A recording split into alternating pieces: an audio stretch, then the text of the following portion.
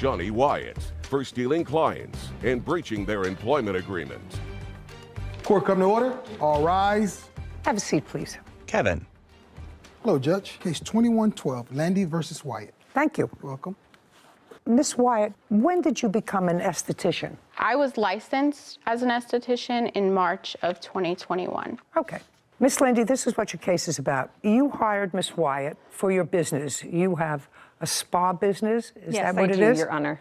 How long have you had the business? I've been in operations as an S-Corp since 2016. I worked for myself as a sole proprietor since 2009. How many employees did you have in 2020 and 21? In 2020, it was during the pandemic. We were shut down most of the time. In 2021, there was up to 5 employees, not including myself, Your Honor. It was 6 of us total. Does that include Miss Wyatt? It does, Your Honor. When did she start working for you? She started working for me in February of 2021 as a receptionist. I hired her as a receptionist. Okay. Not an esthetician? No, Your Honor. Okay. Were you going to school at the time? I was not hired in February. I didn't get my license until March of 2021. What the plaintiff says is you were hired in February. She probably has documents to work as a receptionist. I was not hired. I didn't even have my license then. Did you have any proof that you started in February? Your Honor, I have proof that she... Was she on your payroll? She was on my payroll. Okay, so that's what we have document of in that is that she started brand new as a receptionist. Maybe it was in March of 21. Okay. I have my first paycheck stub. I'd like to see it. Okay. Alishani produces a document, then hands it to Kevin, who brings it to Judy. She reviews it. This is a pay stub from April. Yes. Oh, okay. Okay. This is your claim. Your claim is that when Miss Wyatt came to work for you, subsequently as an esthetician, which she was, because she counted her among your 6 employees in 2021, that she had signed a contract which provided for certain restrictions should she leave. You don't have that contract. I cannot find it. It was supposed to be. Okay. You don't have that contract. Nope. Miss Wyatt, when you went to work for the plaintiff, do you recall signing a document? I do recall signing documents stating like what my job title was and like the documents that would go towards what we went over and things like that for training purposes. Okay. Your Honor, I have non-solicitation, non-disclosure agreement documents of employees. There's 4. Okay. Is this an employee of yours? No, it is not, Your Honor. Ever? Was ever? Never been an employee. Were either one of those 2 people employees, former employees? Tabitha Brown was. Was this a former employee of yours? Tabitha Brown was a former employee. At approximately the same time? She was an employee of mine for 5 years up until April 17th, Your Honor. Did she voluntarily leave or did you? She voluntarily left. Okay. Did she voluntarily leave to go to work with the defendant? I did not know that until the day defendant left. But ultimately you determined that she did? Sure did. Okay. She was with you for 5 years? Sure. Yes. I assume that if you have a business and you don't have this contract, which you allege if you could produce, had a specific non-compete clause in it, but you don't have it. She remembers signing something, but she doesn't remember exactly what it was. Can you stand up?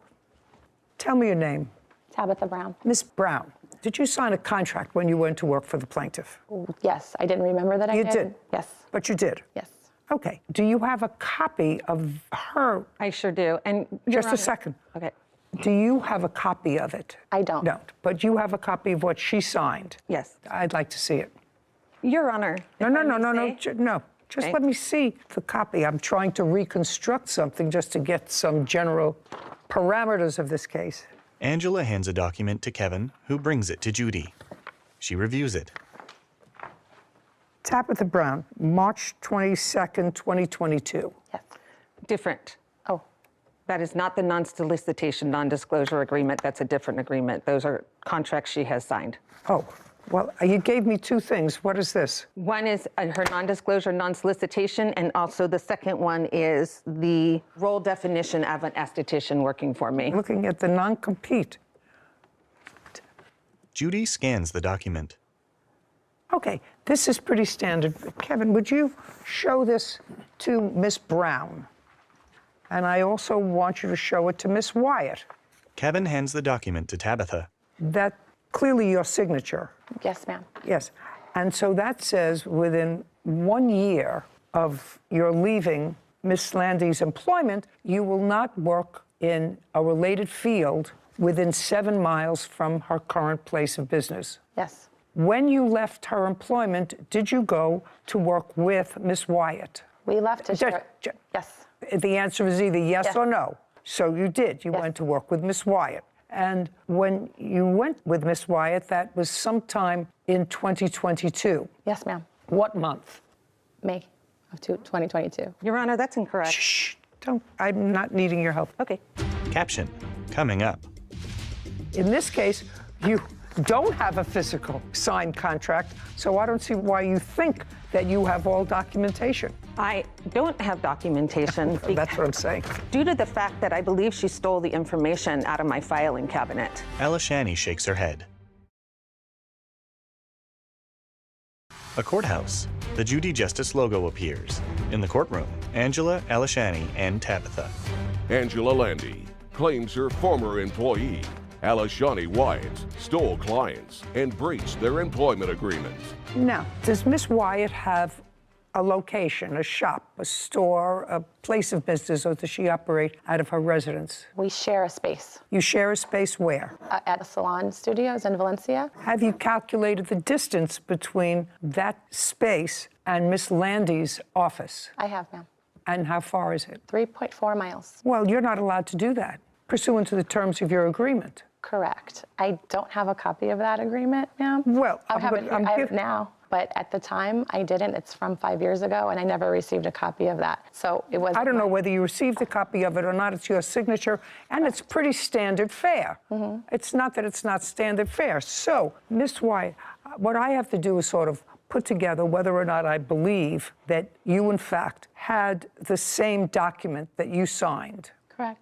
And I believe that you did. Okay. Despite the fact she says that you probably took it when you left. I can't describe that conduct to her. But this is pretty standard fare, that within 1 year it's not too onerous, it's not within a 50-mile radius, it's a 7-mile radius. 3.5 miles are certainly well within that. You could have found some place that was 8 miles away, and then we wouldn't be in this difficulty. But you didn't. Anyway, so you were in violation of your contract when you left and went to work and shared space with Miss Wyatt. Okay, but you're not suing her. No, ma'am. Why?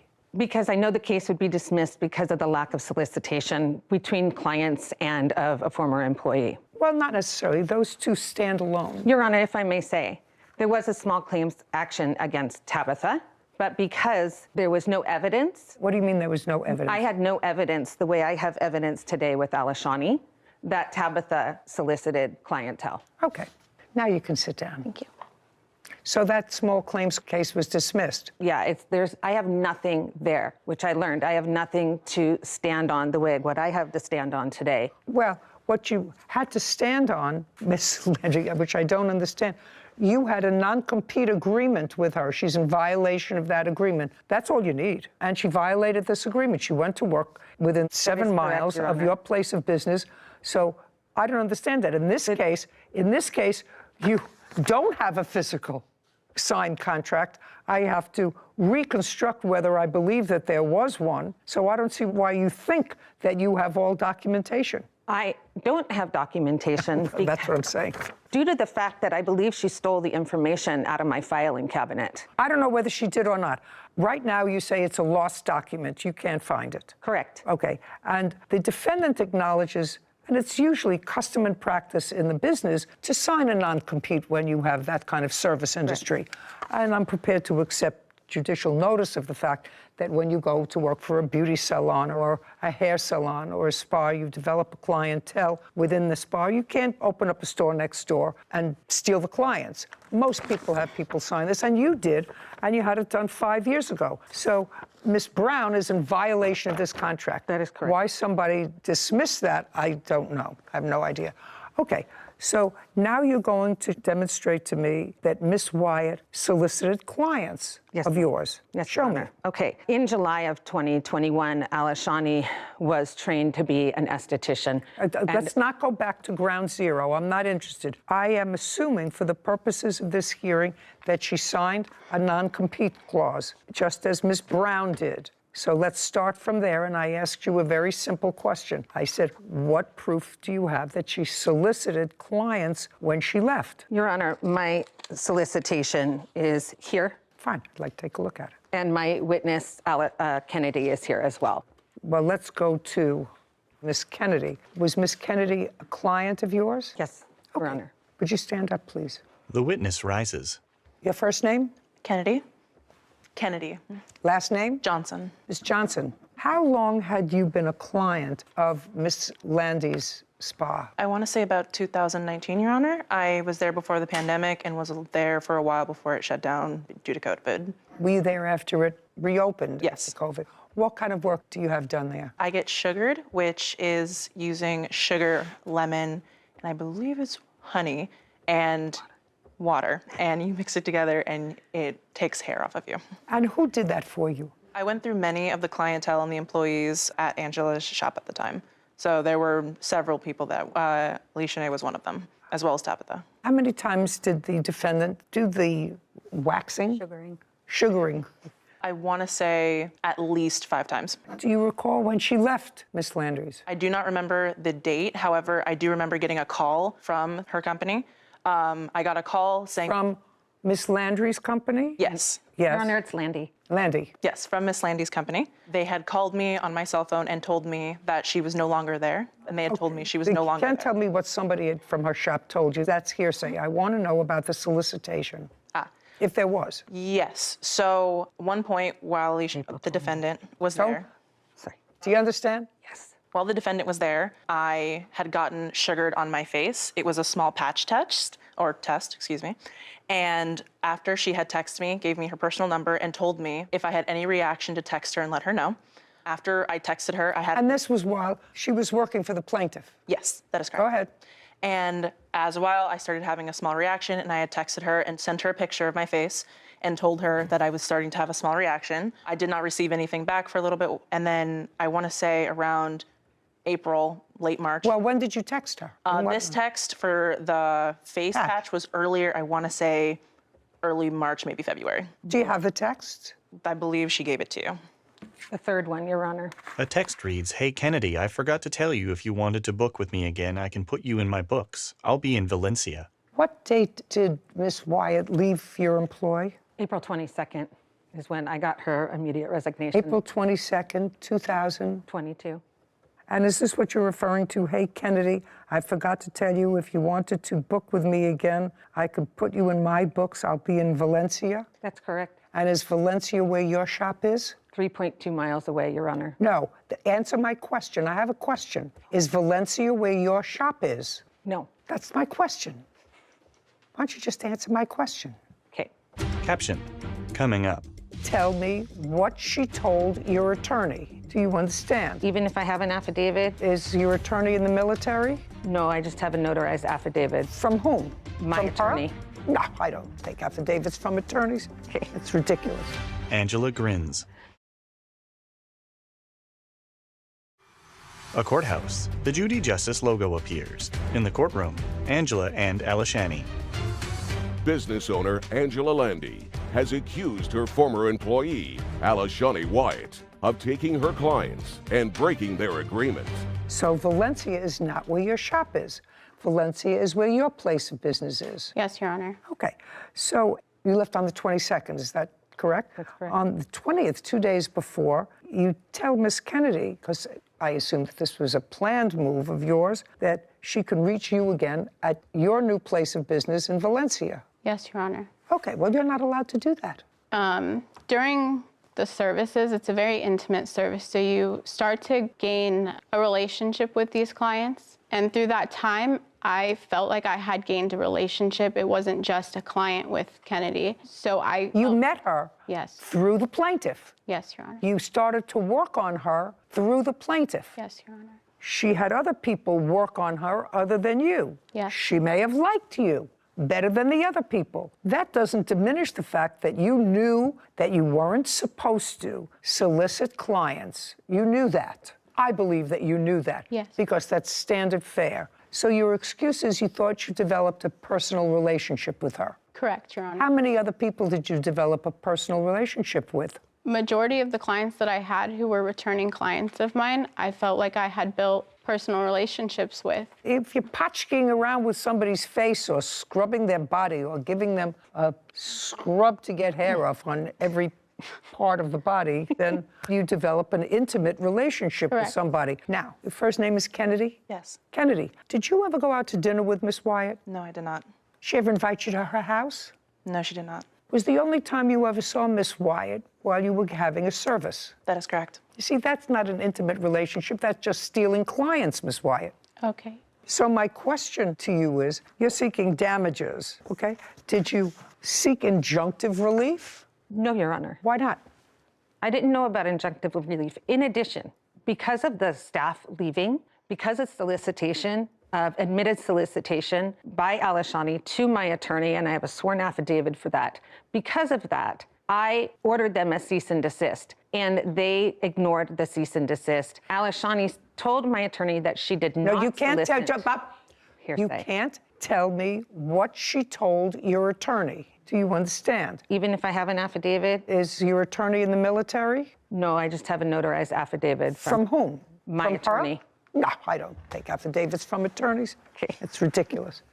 Are you still in operation, Miss Wyatt? Yes, Your Honor. How many people work for, with, or to you? It's just me. I have my own personal LLC, and she has her own personal LLC, so none of our money is combined. Miss Wyatt, how many of your former clients from Miss Landy's business followed you? I would say a good portion. I don't have an exact number. Yes. Here you go. Now, just tell me. I would say at least... No. No, I'm sorry. I don't want you to say I would say at least. I assume you have names, people. I have names and people here. How many of your clients went to Miss Wyatt? 20.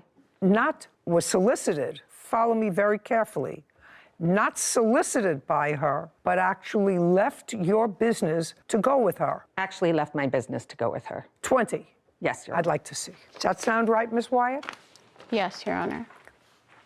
Then I don't have to see. She says that that's about right.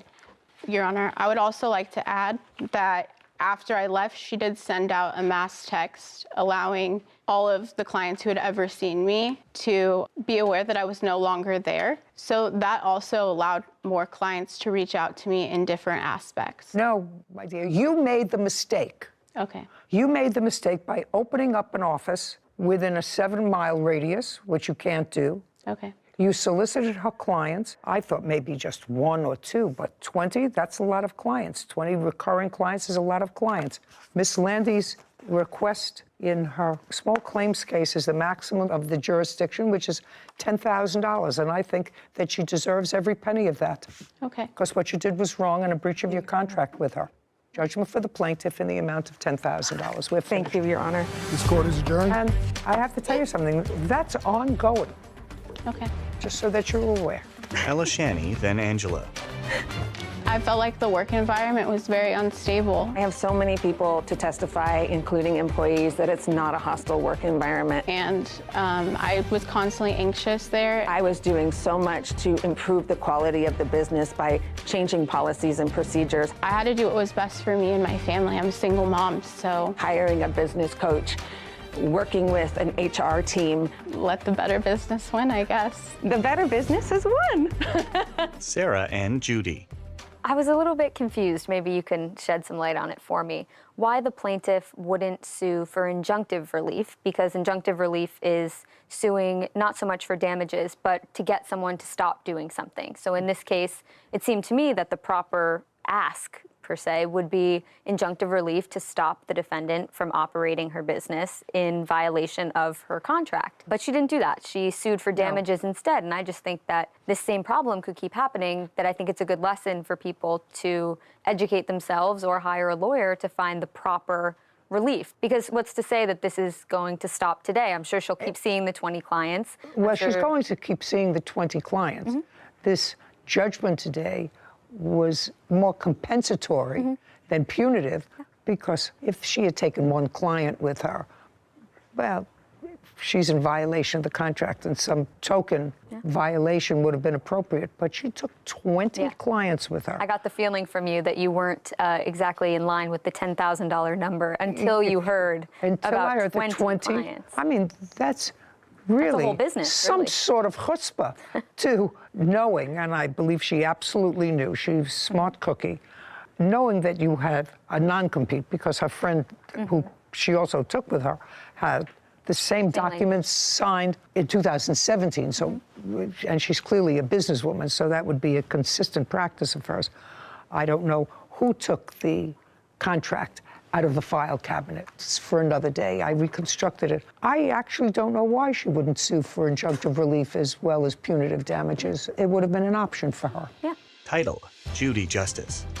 Want justice? Go to Judy Justice. Latar is suing his former clients, Mary and Michael Rhodes, for unpaid demolition work. Judge Judy enters. Court come to order. All rise. Have a seat, please. Kevin. Hello, Judge. Case 2115, Atar versus Rose. Thank you. You're welcome.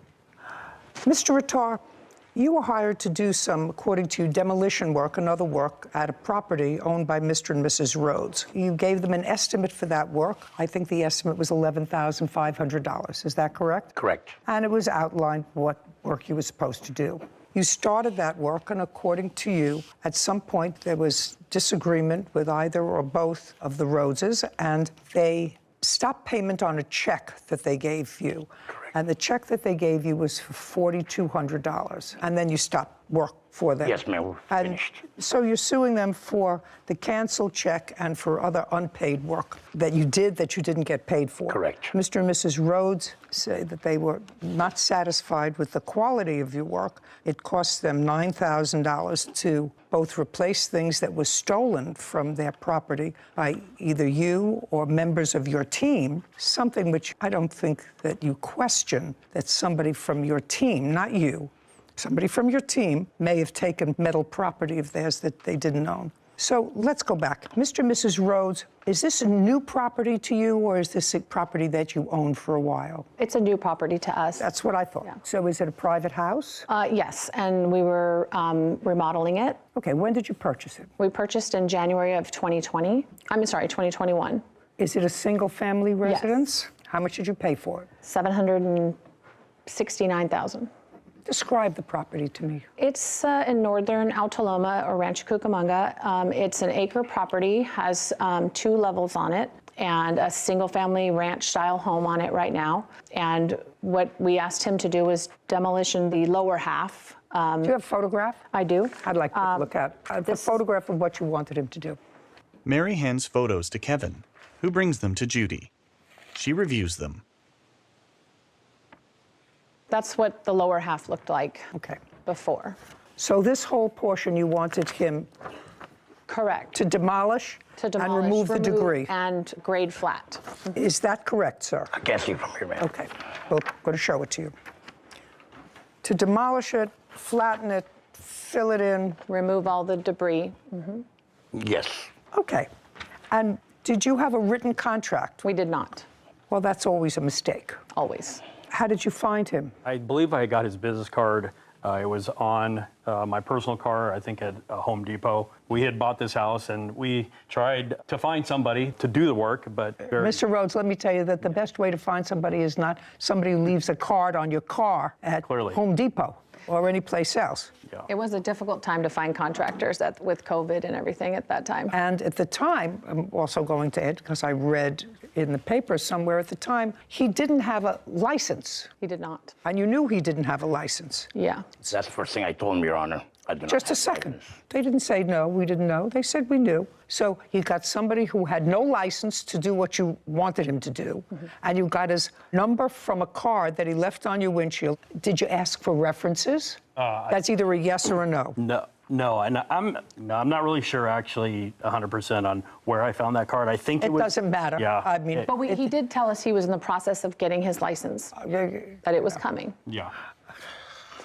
I know. What does that mean? It doesn't mean anything. You're two intelligent people. Okay. So you hired an unlicensed contractor to do work on your house and agreed to pay him $11,500. Now, Mr. Attar, the $11,000 included labor and materials. Is that correct? There was no material. It was labor and bins. Well, that's material, labor and bins to remove all the equipment that you needed yes, ma'am. To complete the job. Yes, ma'am. Is that correct? Of before, too. of what I was supposed to do, and I took a picture. Well, no, I have that. You have the wrong picture, Your Honor. Okay, I'd like to see the picture that he has. Kevin retrieves a photo from Attar, then hands it to Judy. I was supposed to do from the post all the way to the other post, remove everything, and the pool and the deck. Mr. Attar, the $11,500 was an all-inclusive figure. Yes, Your Honor. One of the things that became an issue is a bobcat. Correct. From what I'm piecing together, you hired somebody in a bobcat to do a bobcat. That's a big piece of equipment that knocks down something. I rented a bobcat. And somebody who operated it. My worker. You didn't know how to operate the bobcat. I know how to operate bobcat, but I was controlling the demolition site, ma'am. I was like many things going at the same time. I had to control everything. Mr. Attar, something happened with the bobcat, the original one that you got. What happened with it? It broke down on us. No, it didn't break down on them. It broke down on you. On us. It broke down on you. Yes. So what did you do? I took it back, and next day supposed to deliver me another one, but they sent me a drunk driver and another broken down bobcat. I returned it. At that moment, I asked Mrs. Rhodes, can you please go down Home Depot, which is like a mile away, so we don't stop wasting time, rent a bobcat. Just a second. Why should she rent a bobcat, sir? Your $11,500 included the bobcat. But I was paid for it. No. If you're going to pay for it, that's one thing. Then what are you sending her for? If your $11,500 figure included all materials, then she doesn't have to rent a bobcat. If you rented one that didn't work, rent one that works. How much of a down payment did they give you? Presume was $4,000. When did you start the job? I started the job on 15th of January. When did you leave the job? I was asked to leave on the 2nd of February. On February 2nd? Yes, ma'am. Not to go back, I will call the cops on you. Between January 15th and February 2nd, other than the $4,000, did they give you any other money? Yes, Your Honor, they did. How much money did they give you? They gave me up to $7,000. So they gave you an additional $3,000? Yes, and $1,000 check.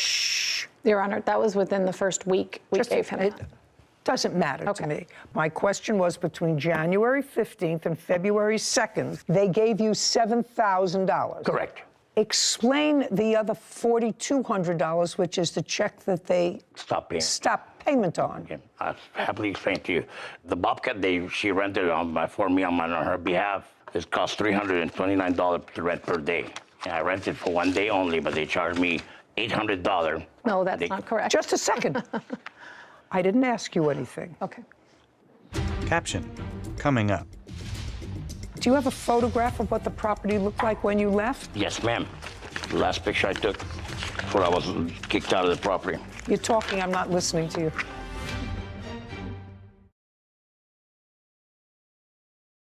A courthouse. The Judy Justice logo appears. In the courtroom, Attar and Mary and Michael Rhodes. Michael Attar claims his former clients, Mary and Michael Rhodes, owe for unpaid demolition work. Mary and Michael are countersuing for lost wages, equipment rental, and missing property. Now, they paid you $7,000. Correct. They wrote you another check. The final check was supposed to be $5,000, but they only gave me $4,200 because they mined $800 for the bobcat rental. Just a second. First of all, the total bill wasn't 7 and 5. 7 and 5, even my rudimentary math, is $12,000. That would be $500 more than your agreed contract, which was for $11,500. They gave me $6,500 because they gave me small checks. They gave me the first initial check, and they gave me smaller ones. Sir, you're the businessman, whether you have a license or not. I asked you before how much money did they give you between January 15th and February 2nd, and you said $7,000. I didn't write it down, Your Honor. Well, you're here asking for money, and you have to write it down. You have to have some work I've done performed already. No, sir. And I just did the job, Your Honor. I did 7, 8 other side jobs for them. I don't care whether you did 7 or 8 side jobs. Your original agreement with them was for $11,500, including all material. Now, what you said to me was that they gave you $7,000, and you said they're supposed to give me another $5,000. Well, another $5,000 is more than your quote. Ma'am, the balance was $5,000. How? The initial check, then they gave me $1,000, $1,000, $1,000. How much money did you give them all together that he cashed? $7,000. Then they owed you $4,500. pursuant to your agreement. We agreed to $11,000, not $11,500. 11.5, Your Honor. Anybody have any proof of what the agreed amount was? We had a verbal contract with me, Mr. Rhodes. Fine. I will indicate that it's $11,500. If they gave you 7, they don't owe you 5. They owed you the difference between $11,500 and the 7 that they gave you. Now, one of the things that you disputed, Mr. Attar, was this Bobcat. Who paid for the Bobcat? Show me. They minus it from the final price. Just a second. Was that an argument? The argument about is, Your Honor, is they rented for 1 day, but they charged me 2 days, $800. There's no Bobcat rental for $800 for 2 days. I got. Do you have the bill for the Bobcat? I do, yes. And it was for 2 days. Go over a certain time. Because it was returned late. So they charged a second day. But in his text messages, he did request it for 2 days. Mary hands a document to Kevin, who brings it to Judy. Is that the total price? Yes, and I did not subtract it from his payment. Total contract was $652.74? Yes. Do you have a photograph of what the property looked like when you left? Yes, ma'am. The last picture I took before I was kicked out of the property. You're talking, I'm not listening to you. Just show me a picture. Yes, ma'am. Attar hands a photo to Kevin, who brings it to Judy. She reviews it.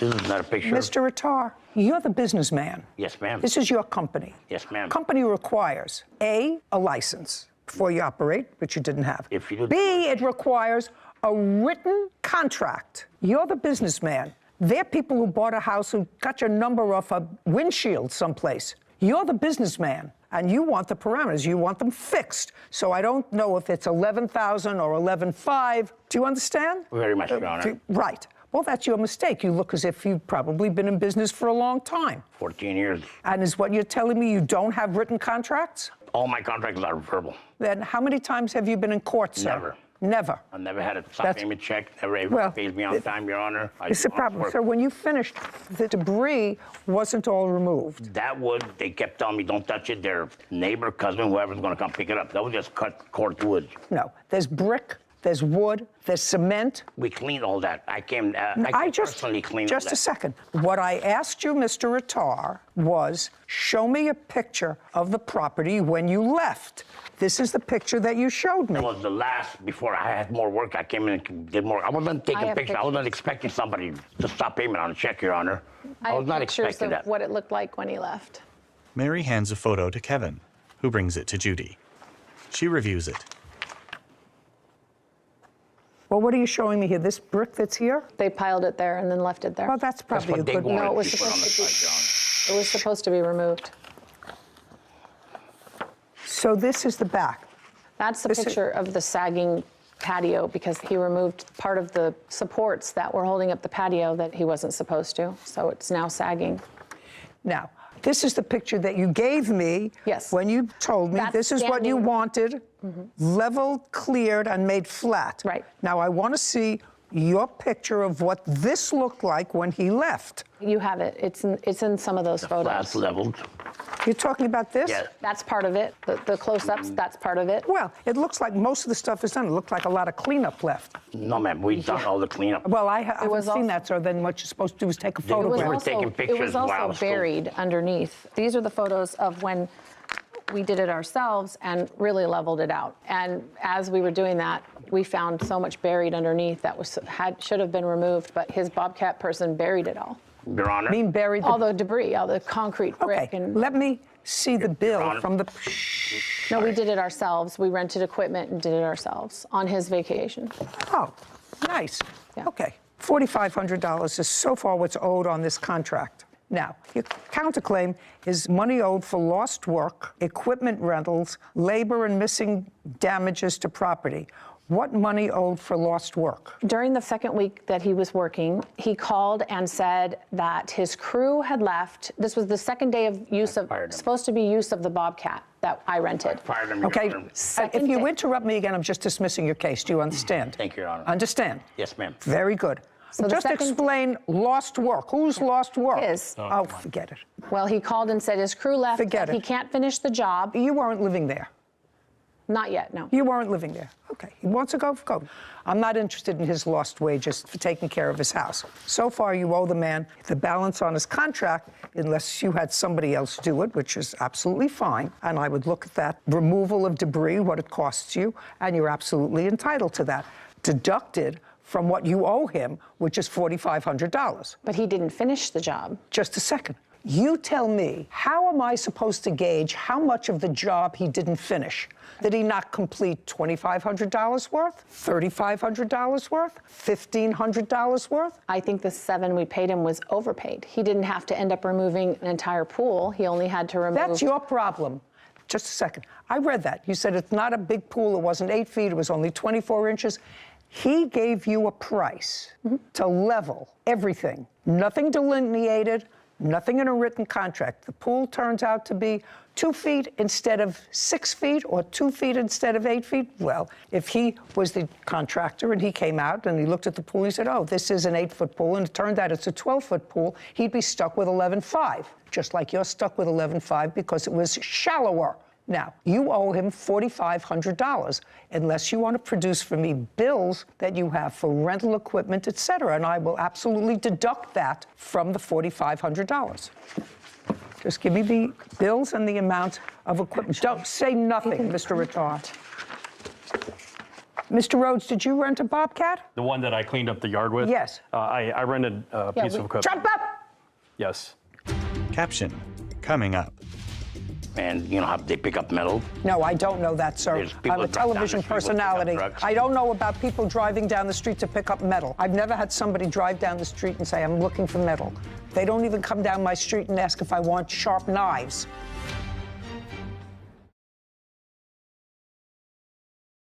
A courthouse. The Judy Justice logo appears. In the courtroom, Attar and Mary and Michael Rhodes. Michael Attar has accused his former clients, Mary and Michael Rhodes, of refusing to pay for demolition work. Mary and Michael claim he never finished the job and stole their property. Now, what did you rent? A skip loader. That's different from a Bobcat. Yes, that's correct. Smaller? I would say bigger. Bigger. And do you remember how much it cost you? Did you rent it from Home Depot? No. It's from a local rental yard. I think it was All the equipment we rented in Ontario. was $1,300. Yeah. Find it. Yeah. Find the bill. They didn't print it, so now I gotta. How many days did you have it, Mr. Rhodes? 4. I'm dismissing your counterclaim, Mrs. Rhodes. Do you want to know why? Because I asked him a specific question, and you answered. Do you understand? Do you understand? That part of your counterclaim, because you don't have it, you can't find it. So far, you owe him $4,500.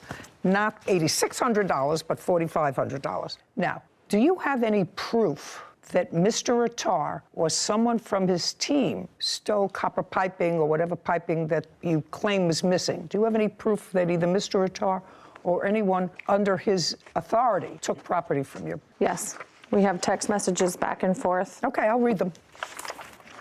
Mary produces a document, then hands it to Kevin. He brings it to Judy, who reviews it.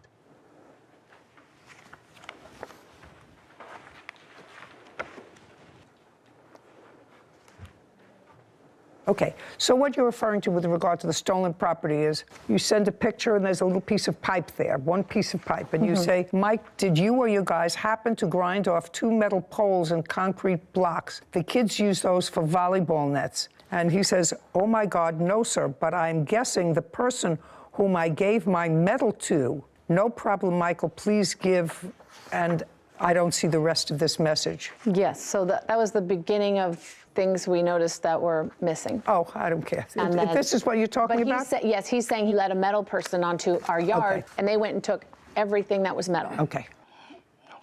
Attar shakes his head. Okay. Now, Mr. Attar, Yes, Your Honor. I want you to tell me about the missing metal on this property. She was standing right there, and there was a metal guy that drives down the street. And you know how they pick up metal? No, I don't know that, sir. There's people I'm a that drive down the television street with pickup personality. trucks. I don't know about people driving down the street to pick up metal. I've never had somebody drive down the street and say, I'm looking for metal. They don't even come down my street and ask if I want sharp knives. Okay. Do you understand? Very much, Your Do you Honor. understand? Very much, Your Honor. Okay. Who is this person? This person was picking up metal, and I asked for permission. I said, ma'am, Just a could he second. come down the property? Just a second. Yes, ma'am. Was this person picking up metal for nothing? Yes, Just a second. Yeah. You're a business guy.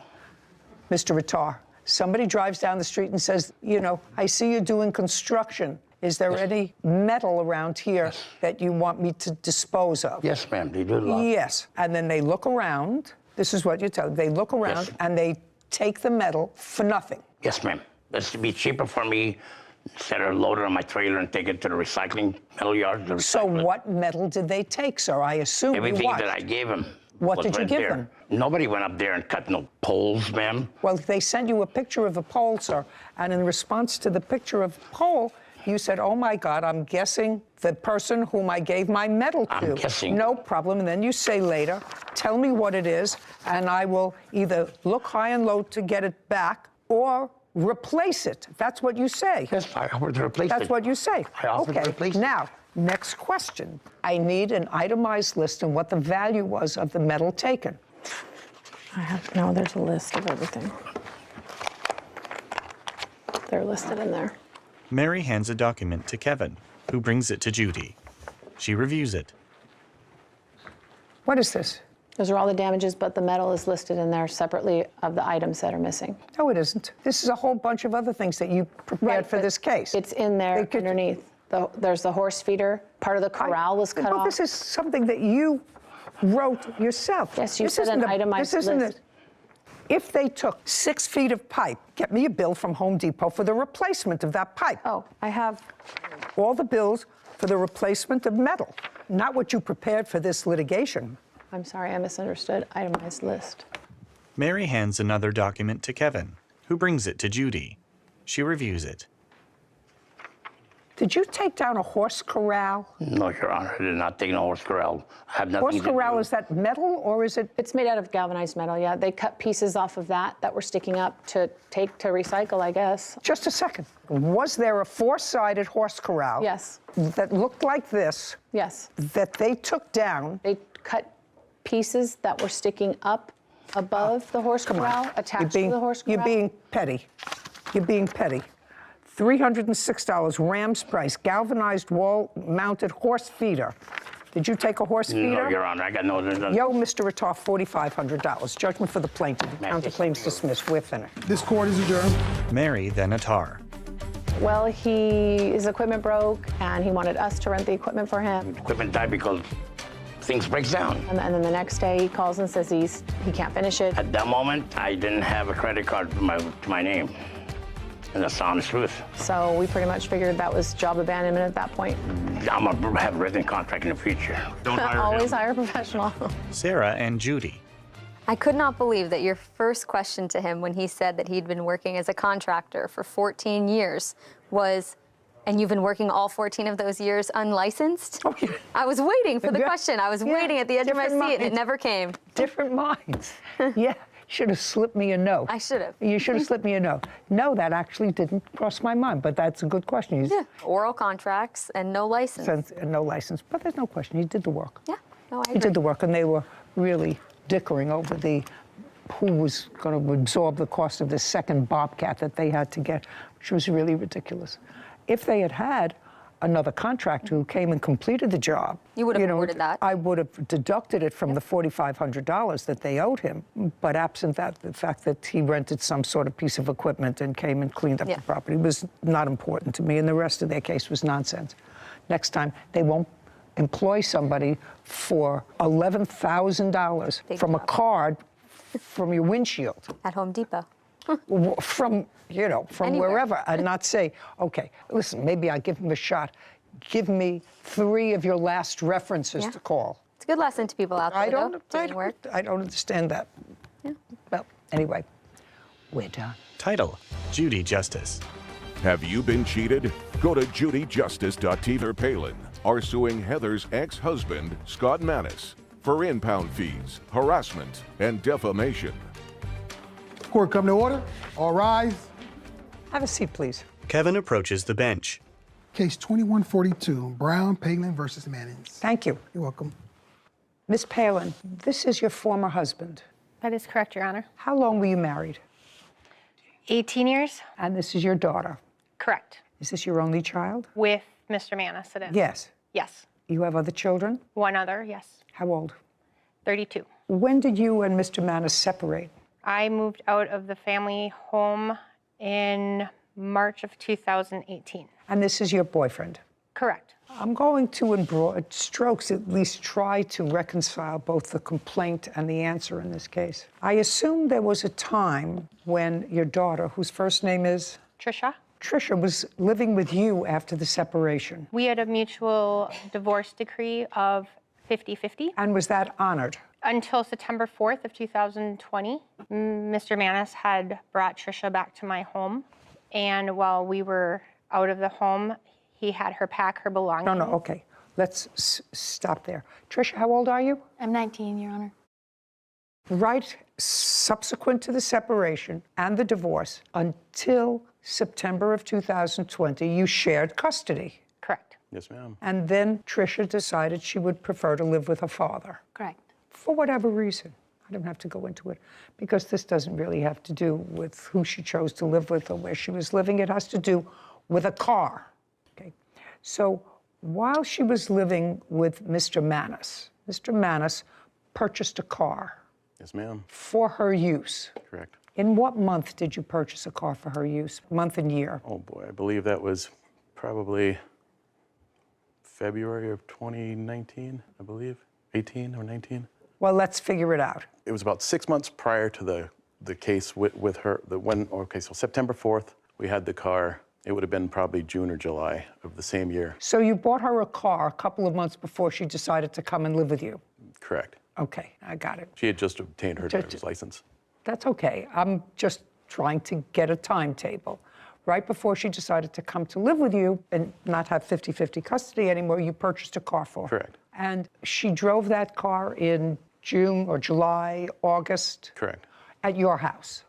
At both houses. She was allowed to go to take the car to their house? Correct. When she saw her mother? Yes. And then bring it back? Correct. There was a time when you took the car away from her. When was that? Probably mid-August. Mid-August of 2020? Correct. Well, the threat was to take the car away because her grades were slipping. I didn't actually take the car away. When did you take it away? I actually never did take it away. Her mother and her mother's boyfriend decided to purchase her another car to eliminate my threat of taking away the car. Well, I don't know if that's because, but they decided to Correct. purchase another car. And what did you do with the car that you had gotten for your daughter? I sold that. When did you sell it? Probably a month or so after she got the other car. And the threat was made to your daughter because you were concerned about how she was doing in school or how she was doing socially. What were the reasons? Well, her grades were slipping. Okay. So I wanted her to concentrate more on her grades rather than... Grades were slipping? Correct, at school. Did she give you any reason for that? She was under a lot of pressure with the divorce. So you purchased a car, Mr. Brown and Ms. Palin, with the understanding, according to your complaint, that the car would remain in your name. There would be payments made on the car, and once the car was paid, it would transfer to Trisha. Well, one thing led to another. Things sort of went south. And according to what I've read in these papers, you got sort of annoyed. And the car that you had purchased was in the physical custody of Trisha, who was living with her father, and Mr. Manis caused the car to be towed and impounded, which caused you substantial expense to get the car out of impound. And he did that maliciously. Correct. And you want him to pay those expenses because you did, in fact, get the car out of impound, subsequently sold it. How much were the impound fees? $1,565.22, Your Honor. Okay. And Mr. Manis, in defense of that, acknowledges that he towed the car, your car. He towed the car, which was at your house? Your Honor, I had Where was the car? The car at the time was at my house. That's what I'm asking you. The car was at your house. You had it towed to impound. And you had it towed on what date, sir? The car was impounded on September 4th. Of what year? 2020, I believe. And your defense for doing that? Your Honor, he requested... Just a second. Your defense for doing that is that you were merely following Mr. Brown's instructions. and the police officers. You were following Mr. Brown's instructions. Correct. Yes, you have a police officer here. I have several police reports, Your Honor. About what? This isn't just about the car. There's several years of harassment. No, I'm dealing with the car. I understand. Right now, I'm dealing with the car. So I have the several officers that came instructed us to get the car removed from the property. Well, that may be, sir. You can have the car removed from the property and ask the police to have it deposited in front of their house. I understand. Yeah, you chose not to do that. May I show you his request to have the car towed? He offered a reward for the car to be towed. Just a second. I want you to tell me where I'm wrong so far. Scott grins and shakes his head. Caption coming up. See, what we can all do to make her as unhappy as possible. So I really don't understand two people who probably, in their own way, love their child, but hate each other more than they love their child, which to me is absolutely bizarre. Scott shakes his head. A courthouse. The Judy Justice logo appears. In the courtroom, Curtis, Heather, and Scott. Curtis Brown and Heather Palin claim Heather's ex-husband, Scott Mattis, owes for impound fees. Scott is countersuing Heather for filing a false CPS report. Okay. You had the car towed to an impound. You did not call him or your ex-wife the day that you had the car towed to impound. It was some period of time later, if the fees for impound were $1,500. Your excuse for that is you were merely following his request. His request. That's what you wrote in your answer. Is that wrong? No, Your Honor. Okay. Well, so now we know that you didn't notify them when you had the car towed. Your Honor. Because you could have had the car towed to the local police precinct and called them and said, come pick up the car. It can't be in front of my house anymore. Your Honor, He was actually at my house that night. Just a second. I didn't ask you anything. Sorry. Go ahead. the police, when they came to our house, the car was present. They acknowledged the presence of the car. You can't tell me what the police did, sir. I have the reports, Your Honor. I'd like to see, I will see the report. What I'm asking you is, there are two things. If you wanted the car out of your custody and you wanted to quietly and stop the friction, send it back to the people who purchased it, you could have done that. You chose not to do that. Your Honor, the reason I chose not to do that is because of I have several false allegations from CPS, the police. I did not choose to have any contact You with don't them have to have any contact with them, sir. in order to... You don't have to have any contact with them. Just like you paid a tow truck company to take the car to impound, you pay the tow truck company, you live in a private house or an apartment. Private house. You have the tow truck company drop the car off in front of their house. Now, after you had the car towed to an impound company, did you contact them in any way? No, I didn't. No. I was instructed Did you not ask to the by the police to contact them and tell them? The police knew, yes. I didn't ask you what the police knew. You can't tell me what the police knew. So you had the car towed on September the 4th. And when were you notified the car was in impound? I received certified letter on September 26th, which was a Friday. It said to contact them Monday through Friday between 8 and 4. Just a second. You received that on September 26th. Yes. Is that the first notice that you had that the car was impounded? Correct. Yeah, that's... Okay. So now the onus is upon you, Mr. Manis. I want you to prove your defense to me, and your defense was you were following Mr. Brown's instructions. Yes, Your Honor. Okay. That's all I want to see. Here you go, Your Honor. Scott hands a document to Kevin, who brings it to Judy. She reviews it. So this says $100 reward to anyone that impounds my car. Call a tow truck and tell them to contact me. Yes, Your You Honor. know this number.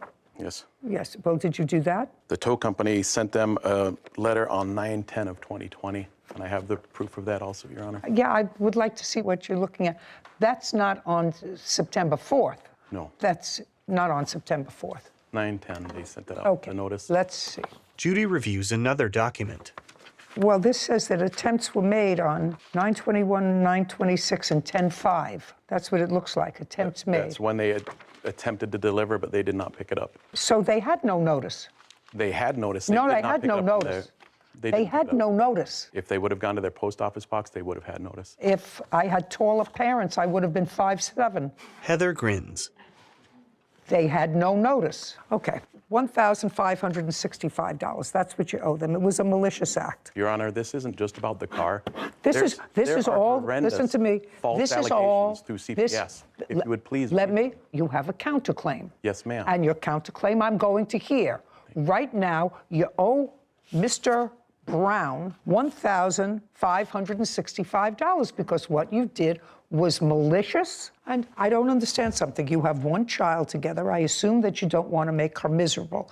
That when she was born, you said, oh, let's see what we can do over her lifetime to make her as unhappy as possible. Let's see what we can all do to make her as unhappy as possible. So I really don't understand two people who probably, in their own way, love their child, but hate each other more than they love their child, which to me is absolutely bizarre. So right now, because you did a malicious thing by having their car towed and not giving them a heads up that you had the car towed to a place that was going to cost them money, you owe them $1,565. Now I'm going to hear your claim that they made false charges to CPS about you. Yes, ma'am. Your Honor, can I say something? About what? The car. Before you say anything, did I say anything that was inaccurate? Did your father have the car towed? The answer is he's acknowledged that. He had the car towed and put it in a place where neither your mother or her boyfriend knew where it was, resulting in their having to pay fines to get the car out. Is there anything that I said was wrong? That is partially incorrect because I had contacted my mother in the time and asked either. Okay, that I'll hear. You contacted your mother. I did contact my mother previously, not only on normal messages, but also on messenger messages, including how I wanted either the title or my money back and that they could have the car before that.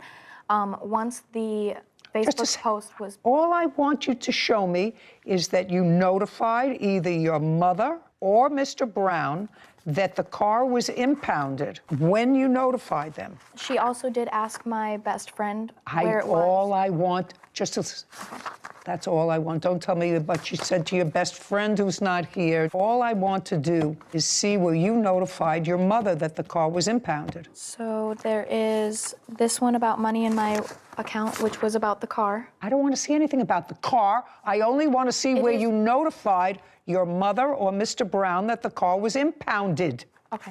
I don't have the text about that, but I did notify her that it was impounded. Well, I don't know that, and it seems to me you weren't talking to your mother on a regular basis because there was a lot of acrimony. If you have it, you have it. If you don't have it, you don't have it. So, Tricia, you could sit down. Tricia sits. Caption, coming up. I'm telling you that it is inappropriate, the act of sharing a bed with a teenage female child as a father would give me cause to pause. Scott shakes his head. A courthouse. The Judy Justice logo appears. In the courtroom, Curtis, Heather, and Scott. Defendant Scott Manis has accused his ex-wife, Heather Palin, of filing a false report with Child Protective Services. Now, it was a malicious act to have the car impounded. There's no question in my mind that if they knew it was impounded, they would have gotten it out before. $1,565. Now, you want to show me what information you have with regard to filing a false CPS report? Correct. I have the CPS reports and the police investigators report. Okay. May I see it, please? Scott hands a document to Kevin, who brings it to Judy. She reviews it. This report, it was in September of 2020. Yes, ma'am. Okay. It's been several years of these reports and just disgusting allegations. Okay. So you filed or you made allegations to Child Protective Services? CPS actually contacted me, Your Honor, regarding several calls that they had received for the welfare of my daughter, Tricia. In what year? I was contacted, I believe it was 2019, and again in 2020. They contacted you? Correct. For what? To do an interview because of a claim that was made regarding Tricia's safety. That were made by an anonymous source? I don't know who made them, Your Honor. In Minnesota, you can't make multiple reports by one person. I cannot call day after day to make reports. I'm just asking you, did you at some point claim that you had reason to believe that your daughter was being, in some way, physically abused by her father? That's either a yes or a no. Yes, to a point. Yeah, okay. And part of that involved a sexual abuse. That one was not claimed by me. I did state to CPS that he does have her sleep in his bed with him. Well, I have to tell you something. Which is a little weird. I have to tell you something. That doesn't seem a little weird. It seems a lot weird that your daughter acknowledged, sir. Your Honor? Your daughter.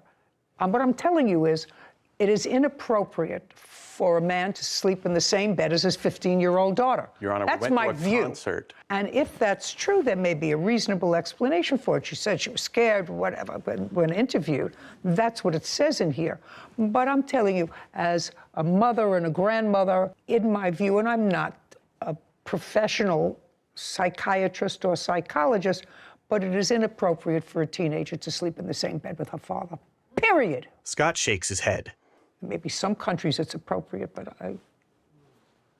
Your Honor, we went to a concert. What? And shared a hotel room at a... No, that's not what your daughter said. No. That's not what your daughter said, sir. May I finish? Yes. When she was going through all the stuff with the divorce and everything, she came into my room. I was asleep. She laid next to me. I'm asleep. Listen to me. I'm not suggesting Your Honor, that there's anything nothing inappropriate... Sir, absolutely right. Understand this. I'm not suggesting that any inappropriate actions happen between you and your daughter. I'm telling you that it is inappropriate, the act of sharing a bed with a teenage female child as a father would give me cause to pause. I would say, you know what? That's not a good idea. It's sweetheart, it's especially not a good idea when parents seem to be feuding. It's grist for the mill. You may want to go and, if she's scared, say, sweetheart, I'll go and sit in a chair in your room. Many times. In your room. Many times. But please, this is inappropriate. Do you understand? It's inappropriate. Did you read the detective's statements in there? No, I'm not interested in the detective statements. Obviously. If what your daughter says is true as a result of the investigation, then there was reason for somebody to suggest to CPS to do an investigation. So, listen, bottom line, I can't tell the two of you to stop feuding. I can't. You either hate each other more than you love your daughter. That's the answer. And this court can't fix that. All I can do is fix $1,565, which is what you owe them for impound fees. This case is over. Thank you. Yeah. This court is adjourned. Outside the courtroom, Scott, then Heather. I think the judge is wrong. I am thankful for the judge. She didn't read all the evidence. Multiple pages weren't read. He's very good at manipulating others. And multiple accusations. And being the person that, oh, pity me, feel sorry for me. False allegations to CPS. My ex-husband decided that he would show me. No, I was trying to get my daughter her money back or the title to her car. He actually had the car as of August 24th. Then he brought her to the house and moved her out on September 4th. And that's when it just started going downhill. She has a lot of hatred. I believe he's very angry that I divorced him. That she falls off a bridge. And he lost the control over me that he had while we were married. Judy and Sarah. You know, Sarah, I've been doing these family cases for probably 40 plus years. And it always makes me sad that the mother, the father, even the new boyfriend, there is a window in life when you feel relatively healthy, nothing hurts you, you don't have a bad back, you don't have to worry about indigestion, you can walk around without a walker, you look pretty reasonable, and that you will take years away from that good time to create negativity around not only yourself, but the people that you love. I think that's great advice. I always said to people, both men and women, that, you know, it's one journey. You can take that journey and put as much positive energy into it. Yeah, I just felt bad for the daughter. I mean, I know she's grown now, 19, but still 19, it still hurts your feelings to hear and see that your parents hate each other more than they care and love about you.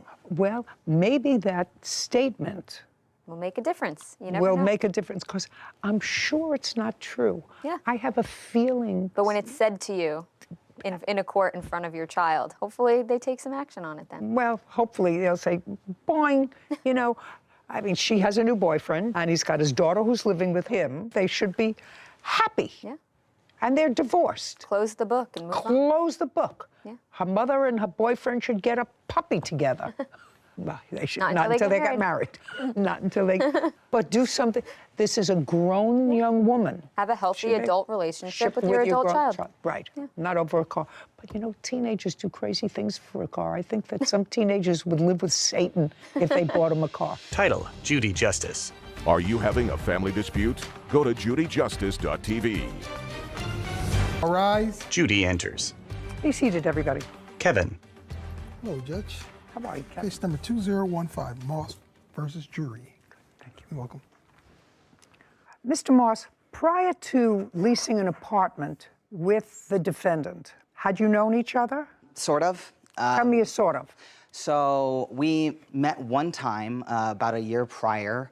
We have mutual friends, one of which had asked me to get ordained to marry her and her husband. So I flew in town to do that, and Nadine was there at their house when I flew in. We saw each other for a few minutes, and that's actually the only time we've ever met in person. And there came a time when you were looking for an apartment where? I was looking for an apartment in the Salt Lake area. And where had you been living? In Seattle. And where were you living, Miss Jury? In Salt Lake City. You were looking to move? Yes. So other than that one-time meeting when you were officiating at a mutual friend's wedding you hadn't met before, but somebody suggested that you were looking for an apartment, you were looking for a new apartment, and perhaps you could rent an apartment together. Yes, that's fair statement? In fact. Yes, Your Honor. And in what month and year did that happen? It would have been in October of 2020 that this arrangement sort of came to be like, hey, maybe you should see if Nadine... Okay, but you did, in fact, sign a lease together. Who found the apartment? Nadine did. You did.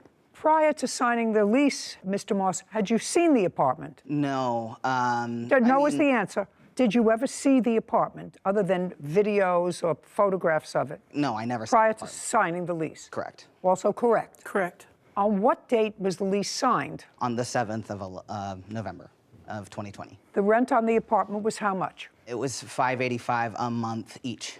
$1,170, Your Honor. So $585 per month each. You both signed it on the same day. Did you move in? I did. On what date? November 8th. And you were still in Seattle? Correct. Did you ever move into the apartment? Never. Okay, and that is also correct? Correct. Because for whatever reason you decided to stay in Seattle? Correct. Is that work-related or socially? Social. And then you contacted her and told her that you weren't intending to move in. Correct. But that you would continue to pay your half of the rent. That also correct? Correct, Your Honor. And you were making a direct deposit to the account to pay the rent? Yeah, it was an automatic payment from my account to the rental. To the rental office? Yes, to the rental office. Then you came to find that Miss Jury had stopped paying her portion of the rent. When did you stop making payments on your portion of the rent? In January. So you paid either full or partial for November because you moved in on the 8th, and you paid December's rent. Correct. And you stopped paying rent in January. Why? I lost my job in December of 2020. So I'm going to outline now what this case is about. Yes. Mr. Moss continued paying his half of the rent until you found a roommate. Correct. And you found a roommate when? I believe I found him in February, and he moved in the month of March and started paying his half of the rent. So you didn't pay rent January or February? Correct. 2 months? Correct. And you had no work? Correct. When you found out that the rent wasn't being paid, according to you, in order to not impact your credit, you spoke to her. She said, I don't have a job. You said, I can help you out. I'll send you money. Mm-hmm. Is that generally what happened? Then I'll get into... That's generally what happened, but there is a little more detail to it. I'm going to let you get to the details. All right. And you want that money back. The money that you advanced her in her time of need, which was how much in total? The total is $3,360. She did at some point pay me $300 back, so the amount I am seeking is $3,060. Okay. Are those figures accurate? Yes. And he gave you that money, not because you were good friends, because you were a relative. He had met you one time. Right. And he had, in fact, said to you, I will continue to pay my rent, even though I know you from hole in the wall. I will continue because I signed this lease until you find someone to get me off the lease. That's correct, Your Honor. And your defense, it seems to me, to this action is that he was really trying to scam the government by depleting his bank account so he could collect food stamps or whatever. No. And as a result of that, because he wasn't being honest with the government, you shouldn't have to pay him back. I just want to know if that's what I'm reading correctly. There was never an agreement No. payback. That's a different story. I'm going to read this over because, you know, I'm getting elderly, and I may not have recalled exactly what you said in your answer. Judy looks down at a document. It doesn't say that here. It says several months later, it's after you found a new roommate, Emmett randomly reached out to me saying that I owed him money and demanded that I take out a personal loan to pay it. I refused. Emmett has some nerve. Not only did he break the lease, well, what difference does that make to you? He still was paying his half of the rent. So now you had a whole apartment by yourself and he was paying the rent, right? So why does he have some nerve? But he took advantage of me and used me to scam the system. So that's what I understand your defense is. It is. I have video evidence, Your Honor. Video of what? Of Emmett. Of Emmett what? Of Emmett explaining why he was trying to get on assistance and how he was like, it's fine for you to pay rent with this money because I'm trying to empty my bank account so that I can get on food stamps. It is true. Okay, just a second. Just a second. Let's say that's true. He's going. I'm just trying to. Shh. Caption coming up. I furnished the down payment for the car. Okay, so you bought 2 cars. No, just one. I personally didn't have a vehicle at the time. Oh, you know, I'm not believing you, sir. I'm really not buying this whole story.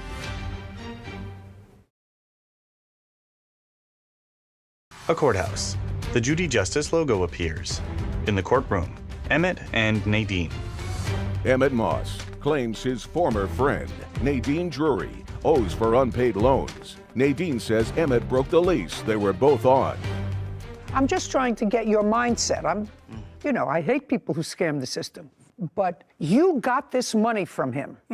And your defense is that he was trying to scam somebody else, so you shouldn't really have to pay him back, even though it was his money. It was his money. It was his money that he took out of his bank and gave to you. Right. For no reason. That I never agreed to pay back for a lease that he was legally on. He's responsible for that rent money no matter what. You mean so you get to live there free? No, Well, just a second. So you get to live there free. If he paid for it for the months that you didn't, you got to live there free. He wasn't even living there. It's not as if he was living there and you didn't get to live there free. You lived there alone.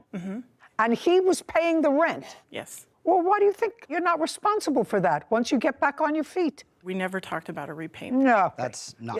Okay. Now, we definitely talked about repayment. Now, I want you to explain to me and be very careful, because, you know, I've been in this system a very long time. So I know about social services, and I know about the system, and I know about welfare, and I know about food stamps. I know all about that. So you contact her. Yes. And she tells you she lost her job. Yes. Let's pick it up from there. Okay. So I found out through the payment portal that she hadn't paid rent. Yeah, we're past that. Okay, We're I past contacted that. her about that. Well, there was... Don't look up. Apologies. I sent her money that night. No. You contacted the portal, and then you had to have had a conversation with her. Right. If you tell the truth, you don't have to have a good memory. Let's start with you contacted the portal and you found out she hadn't been paying her rent. That was in January. Correct. January the 2nd. And January she hadn't paid rent and you called her and she said to you... She said to me that she didn't have money to pay, which I was aware of because she had previously told me that she I was aware that she had lost her job. Just a second. How did you become aware that she had lost her job? Because we were friendly with each other. We were talking several times a week via Facebook Messenger. Fine. You knew that she lost her job. Yes. And I assume you knew if she lost her job and you were speaking several times a week. Let's be very careful. This isn't just calling the pay portal and finding out that this stranger who you met once wasn't paying her rent. You were speaking and you knew that she had fallen on difficult times. And? I did. I didn't... Don't go up here. Right here. I didn't know that she wasn't going to pay rent on time. No, just a second. You didn't know what? On the 2nd was when I found out that the rent hadn't been paid. On the 2nd of January? On the 2nd of January. Just look at me.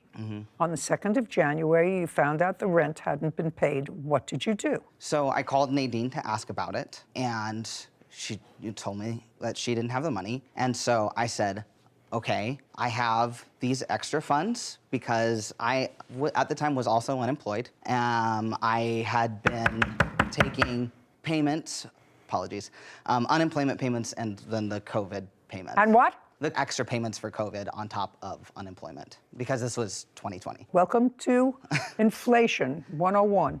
Right. So all of my payments had been late and had come in a lump sum. So that is why I had extra So your money. unemployment and your COVID funds came in one lump sum. Correct. And I want you to think very, very carefully. And you're living where, sir? Seattle. With whom? At the time, I was seeking a roommate. No. Where were you living? So I was living in Seattle. In Seattle with whom? No one. By yourself? Yes. Technically, someone was paying rent because they had moved out. You know, you're looking up at the sky. Sorry. Don't look up at the sky. So somebody had moved out of their apartment. Yeah. Which had been prepaid in rent. Yes. So you were living there rent-free. No. This was my apartment that I lived in for 3 years. And someone else had moved in and then moved out. And they broke the lease, not me. They broke the lease, but they paid the rent. Correct. They paid their half. I was still paying my half of rent. I never defaulted on my rental payments in Seattle ever. And they were still paying theirs? Yes. So we were both each paying our respective parts of the rent. And I was paying rent in Utah. And you were paying rent where the defendant was living. Okay. So I want you to think very carefully. When you got your unemployment and your extra COVID money in a lump sum, how much did you get? What? No, don't look over there. You know exactly how much you got. Yeah. You don't have to think about it. Just give me a number. $10,000. Well, that should last you for a little bit. And you got $10,000 on what date? I don't remember. Month? It would have been in November. Okay, so now she's run out of funds, and you say to her, go ahead.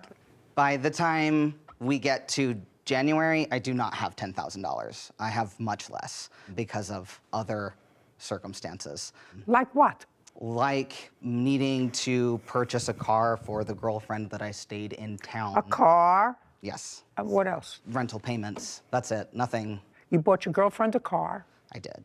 Her car that she had was a beater, and it was unsafe. I don't care. What about your car? I did use a down. I furnished the down payment for the car. Okay, so you bought 2 cars? No, just one. I didn't have a vehicle at the time. Oh, you know, I'm not believing you, sir. I'm really not buying this whole story. You're living by yourself with a roommate. The roommate moves out. Your girlfriend had a terrible car. You don't live with the girlfriend. Don't. But you bought her a car. You didn't have a car, but you bought her a car. I had, if we need to back it up, I had given up my car in a bankruptcy earlier in the year because of... In whose bankruptcy? My bankruptcy. Your bankruptcy. That is why I didn't have a car. It's getting better all the time. Okie dokie. It was an interesting year. That doesn't mean you don't owe money. It just means I have to know the characters that I'm dealing with. I understand, Your Honor. Okay. Caption, coming up. While you were going to the program, which you said it was in person, were you getting any government assistance that was connected to this trade school? That's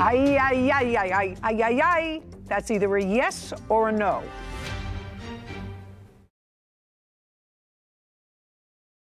A courthouse. The Judy Justice logo appears. In the courtroom, Emmett and Nadine. Emmett Moss has accused his former friend, Nadine Drury, of refusing to pay back loans. Nadine claims she was used by Emmett to scam the government. So now you've got much less money from the $10,000. You bought your girlfriend a car, you had to pay her rent, you paid your own rent, you had other things from bankruptcies that you had before, so you have a little bit of money left in the bank. Yes. Go ahead. So don't look that over there, evening- right here. No, look, That evening of the 2nd, I paid Nadine a total of $710, enough to cover the rent of $585, any fees it would cost her to go and withdraw that money from the bank, and she also asked for extra money for groceries. Just a second. You acknowledge a $3,000 amount of money that he gave you. Am I right? Yes. Or yes. You say that That that's correct. includes the money that he's saying that he spent on rent, that he gave me for rent, and he's also asking for his deposit. I am for asking for my the deposit. deposit for the apartment back. Okay, well, he's entitled to that. You have a new roommate who I'm sure you got a deposit from. She chose to not And if you didn't? collect a deposit from What? the roommate. Well, that's her problem because I she's agree. going to get the deposit back. Yeah. Okay, well, that's reasonable. She's going to get the deposit back when she leaves. When you leave, if you leave the place in good condition, he was never living there, so if you don't leave it in good condition, then it's on you. I want to know about this video that she wants me to look at, where you tell her some sort of a scheme you have to get more money from the government. It wasn't a scheme. Why don't you tell me about it? So far, we got $10,000 that was supposed to last you for 6 months, and you blew it on a coffee, a girlfriend. And so you may not call it a scheme. I want you to tell me why you had to have a zero bank account. I didn't have to have a zero bank account. A more limited access to money. What were you applying for, sir? So Not so up here, so here. Okay. I was applying for a program to go into the trades. So it was like a work-study program, like electrician, plumber, that sort of thing. And again, I didn't have a job, and unemployment had completely stopped. And as far How many years did you collect unemployment? It was less than 1 year. How many years had you worked? How many years have I worked? Yeah. I've been working since I was 16. So Well, it'd I'm been surprised 14. the unemployment totally ran out because they kept extending unemployment. People were on unemployment for years during COVID. When they cut me off December of 2020, they did not reestablish my claim. I kept applying and it was denied. So I don't know why, but it was. What kind of work do you do now? I work for customer service. Okay. And the trade school that you wanted to go to was to prepare you for what? To be an electrician was what I wanted to do. An electrician? Yes. And was this an online program? No, this was in person. Where? It was in Seattle. And how much did they give you to go to that program? They didn't give me money to go to the program, but the program was free of charge. Okay. So the government paid the tuition? I believe that Well, somebody pays the tuition, sir. Yeah. So the government pays the tuition. And while you were going to the program, which you said it was in person, how were you supporting yourself? So... Were you getting any government assistance that was connected to this trade school? That's either a yes or a no. Yes, Yes. I applied for food stamps and got food stamps. That is what I got. So you applied for some sort of assistance while you were going to this trade school, which you're not practicing now, and you're not an electrician. That is correct. And in order to apply for food stamps, you have to have a certain amount of money is the maximum you can have in your bank. That is correct. Okay. So that's the fraud you're talking about. That's why he gave you the money. Yes, ma'am. Okay. I mean, just a second. I also gave her the money because she was going to need the money for rent. Like, it was one of those situations where it was mutually beneficial for me to give her the money, but it wasn't. You're looking up at the sky. scamming. I understand what happened. So I wasn't going to have any way to support myself. I needed something to, the $2,000 was going to cover the rent for my place and my place in Seattle and my place in Utah, and then I wasn't going to have anything left. I understand that it became mutually beneficial for you to advance her the money so that your bank account would have less in it so that you could receive assistance and also get free tuition at a trade school that you didn't use. My intention was to use it, and I changed my decision later.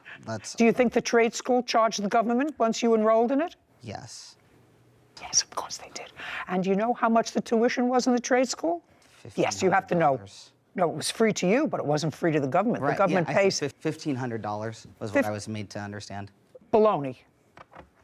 You people really somehow deserve each other, but you owe him $3,000. Madam, judgment for the plaintiff. We're done. This court is adjourned. I'm a little bit shocked to be made out as a government scammer. I mean, I lost my job and I wasn't able, and he bailed on the lease that he signed. Because that wasn't ever my intentions. I mean, I was alone. I had lost my job. I just didn't have any support. Definitely careful about getting money from the government. Just glad it's done. Glad I don't ever have to see him again. Haven't had to do that since this whole situation, and I intend to keep it that way. Sarah and Judy. You know, it's so unfortunate because the plaintiff looked like an intelligent enough man, able-bodied, seemingly, and he spent a lot of time, effort, brain power into bankruptcy proceedings, trade schools that would be paid for by the government, applying for food stamps, knowing what the threshold for food stamps is so that he had to get rid of a certain amount of money. That seems like a lot of time and effort that could have been better spent gaining legitimate employment or skills at a trade school legitimately. And it's just unfortunate that some people decide to take the path that I view as more difficult in searching for ways to get free money. Really unsatisfying. Yeah. If you think about it, unsatisfying. Maybe going forward, he'll take a different path. Maybe. I doubt it. Title: Judy Justice. Want justice? Go to JudyJustice.tv. Is suing salesman Eric West for deceptively selling her skincare products she never wanted. You know, I'm not sure she's entitled to a refund on all the products that she bought. I'm not thoroughly convinced yet that this was a situation where she was held against her will. But I've always been fascinated by these stores that want me to pop in and they give me a little white plastic thing and they stand outside, try this product. And, you know, you pass by and you say, no, thank you, I'm not interested. No, you're beautiful, you know, this can take away the wrinkles in your face. I say, I make my money with my wrinkles in my face. Right? And I don't want to take them away, I want them to stay. So that's what it is. So I've always been fascinated as to the business aspect of it. And I digress for a moment because there was some scam company that was all over the internet that said I had created a skin line years ago. Couldn't find them. And they had all kinds of accolades, and it looked like it was sold through major companies online and endorsed. They had pictures all over. It was a scam. And they've done the same thing to numerous other people. And it's all scam. And you can't find them because they're on telephone banks someplace, here and here. And as soon as the federal authorities get to one, they close down one and they go someplace else, sometimes offshore. So we were unable to find them. So all you could do is get on the horn and say to people, I don't own a skincare line. I've never endorsed a skincare line. Don't buy products that say that they're mine. So I've always wanted to know about these guys who stand in front and try to get you into the store with a little packet of freebies. So now it's your joint business? Yes. How much did you put up? I honestly, I can't recall.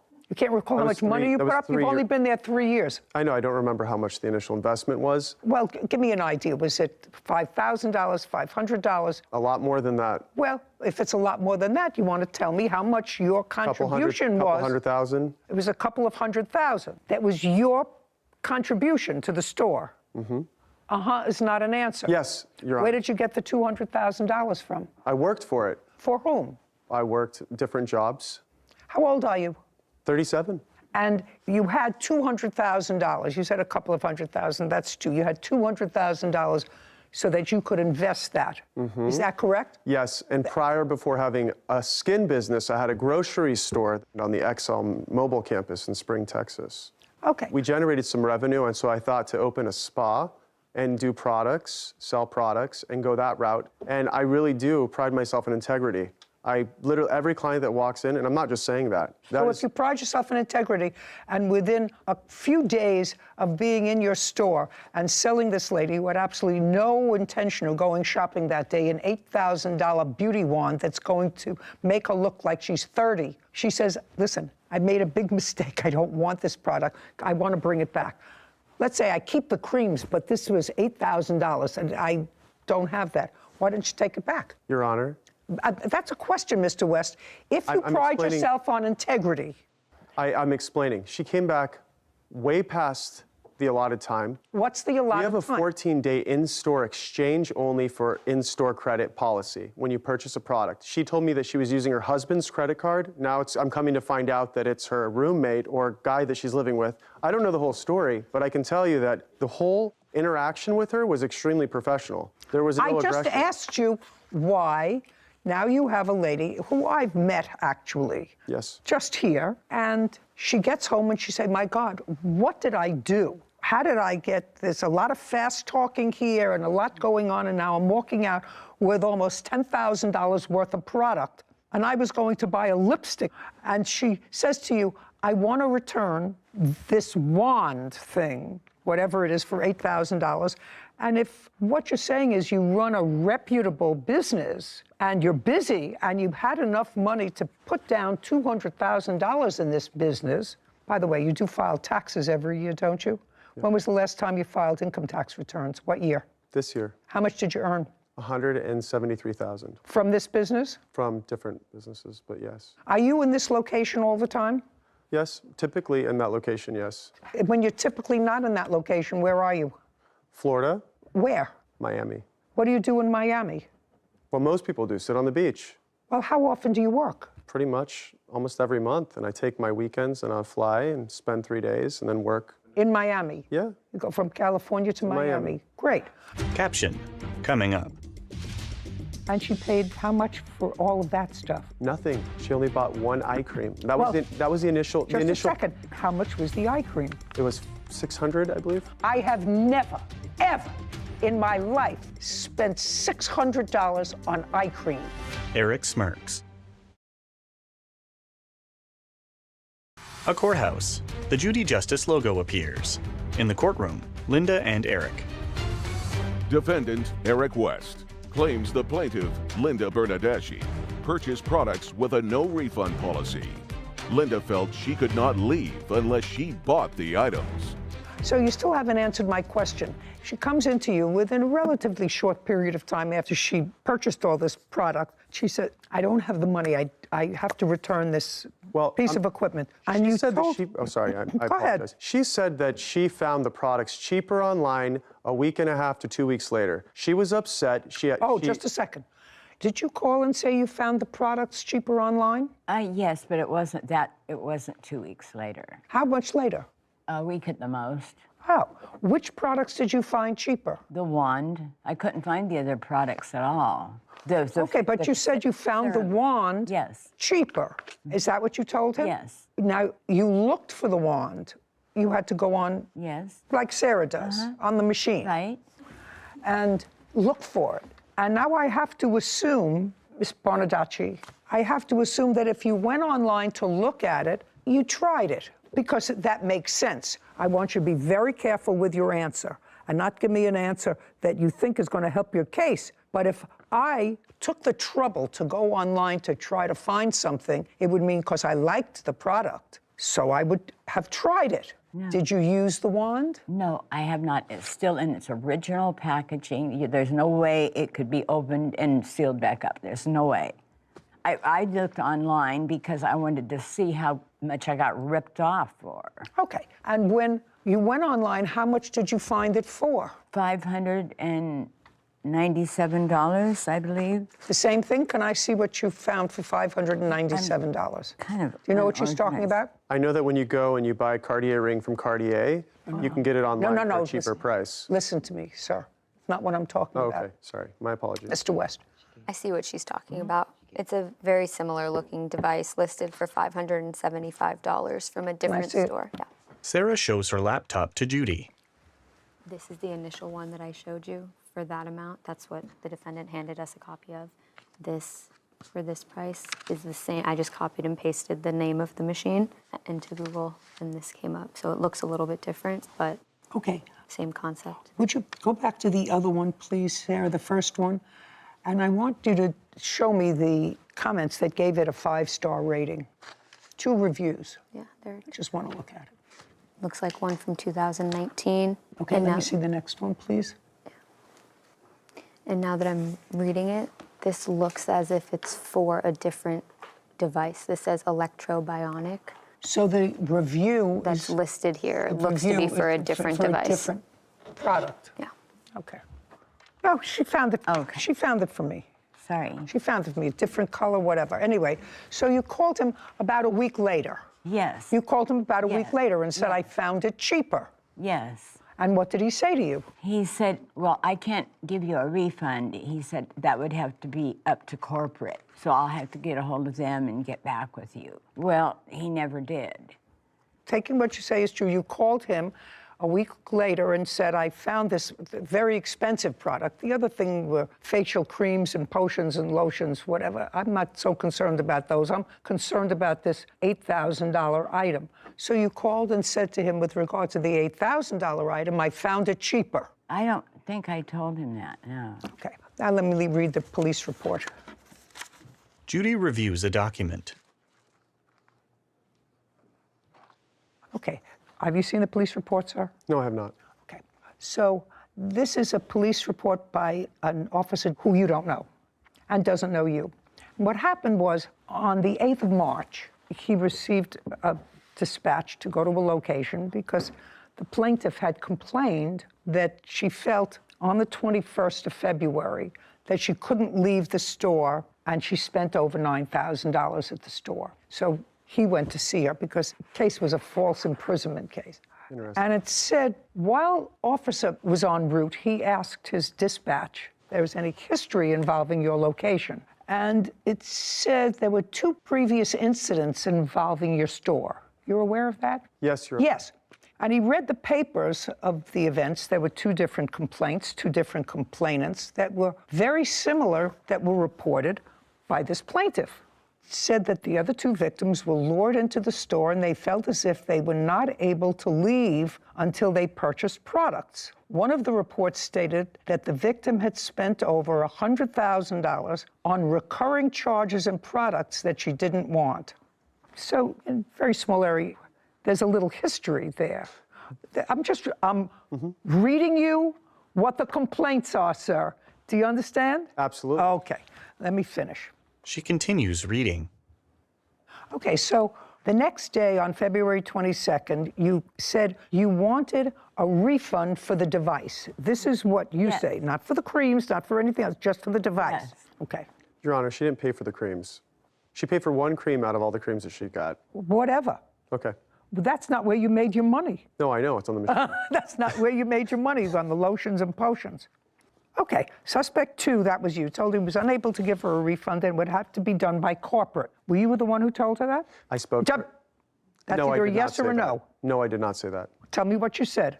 I told her that she signed a no refunds agreement, and she understood that she purchased the sale, that it was a final sale because she got what she received. What did she receive? She received 6 months worth of services that she did not want, which were complimentary. She also received a full skin regimen, day cream, night cream, cleanser, toner, eye serum, eye cream, peeling gel. And she paid how much for all of that stuff? Nothing. She only bought 1 eye cream. That was the initial. Just a second. How much was the eye cream? It was $600, I believe. Caption coming up. Do you still run that place when you're not sunning in Miami? No, and those are the only. Just a second. It takes an awful lot for somebody who feels as if they've been taken advantage of to actually go to the police and said, I was duped by this dope, or a dope that was duped by this dope. A courthouse. The Judy Justice logo appears. In the courtroom, Linda and Eric. Defendant Eric West claims the plaintiff, Linda Bernadeschi, purchased products with a no refund policy. Linda felt she could not leave unless she bought the items. The eye cream was $600. Okay. All right. Mr. West, I'm not going to waste any more time with this case. You're going to get your $8,000 back when Mr. West gets back his sealed wand. Do you understand? Yes. If it's been opened. It hasn't. If it's been opened, it belongs to you. Do you understand? Yes. If it's been opened and it came in a sealed package, it belongs to you. As soon as Mr. West receives, you're still in the same location? Are you still in the same location? That's either a yes or a no. I'm not in the location, no. What? There's another operator there, but just for the record, I believe that we opened the device because she wanted to know how to use it at the store. Just a second. Okay. So then you have no problem, Okay. sir. Do you understand? Yes. Unless she can return the item to you sealed, because she says it's sealed, and there's no way that it could have been opened. That's what she told me. If she opened it, that means she tried it. And if she tried it, it belongs to you. Do you understand? Yes. So within 5 days, he gets the product back. What? I just want to show you this final sale Just a agreement second. that she wrote. I understand what it says, sir. I understand what it says. I also understand that your little company had 2 prior complaints from that location. And it takes an awful lot for somebody who feels as if they've been taken advantage of to actually go to the police. Most people just write it off and said, I was being a real schlemiel and I was duped by this dope, or a dope that was duped by this dope. And just say, I'm going to, Your Honor, I'm going to eat it.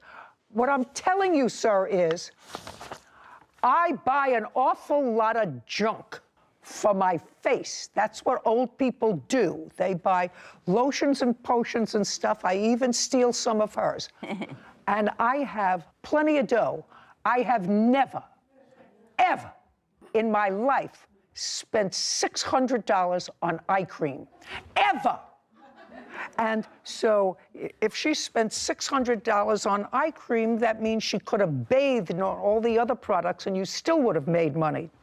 She is going to get her money back for this worthless piece of accessory, because it's worthless to her because she hasn't used it and she doesn't want it. And she's going to get it back from you when she produces the sealed package. That's it. And you're her witness? Yes. Do you live close by to this shop? Yes. Do you still run that place when you're not sunning in Miami? No, and those are the only... Just a second. The answer is no. What happened to that business at that location? There's another operator coming in, and our contract ended recently. So there's another company coming in to run it. Sounds like such a Ponzi scheme. The whole thing sounds like such a Ponzi scheme. No, it's called COVID. Judgment for the plaintiff in the amount of $8,000 when she produces the sealed item. Thank you very much. We're done here. This court is adjourned. Eric, then Linda. This woman clearly had a bad episode of buyer's remorse, was emotionally unstable, used somebody else's credit cards that claims to be her husband, and God only knows what other kind of schemes she's trying to pull. Well, I think the judge made a very sound decision because the guy is a total fraud. She actually took advantage of me and took my time for 3.5, almost 4 hours, asking me, what is this? How does this work? What is this? How does that work? And I literally used all these products that she purchased and got to see results from that she was happy with when she left. Absolutely manipulated me, went out of his way to manipulate me. Well, she opened it in the store, so if she does return it, she'll have to seal it again with some kind of plastic sealer like they use like for those old VHS tapes when they used to seal them after you watched them from Hollywood Video. Beware, because there's a lot of frauds out there. I stand by my products. The product is intact. Sarah and Judy. For once in my life, I am so glad that when I'm walking on the street, and we've encountered these people in our walks just around, like you said, around our neighborhood, for my resting bitch face. Because never once have they looked at me and said, she looks like an easy target for us to pull into the store. Not once. Would you give me an example of... Just, I think, living in New York City as a woman alone, taking the subway for 3 years. I want you to look at me.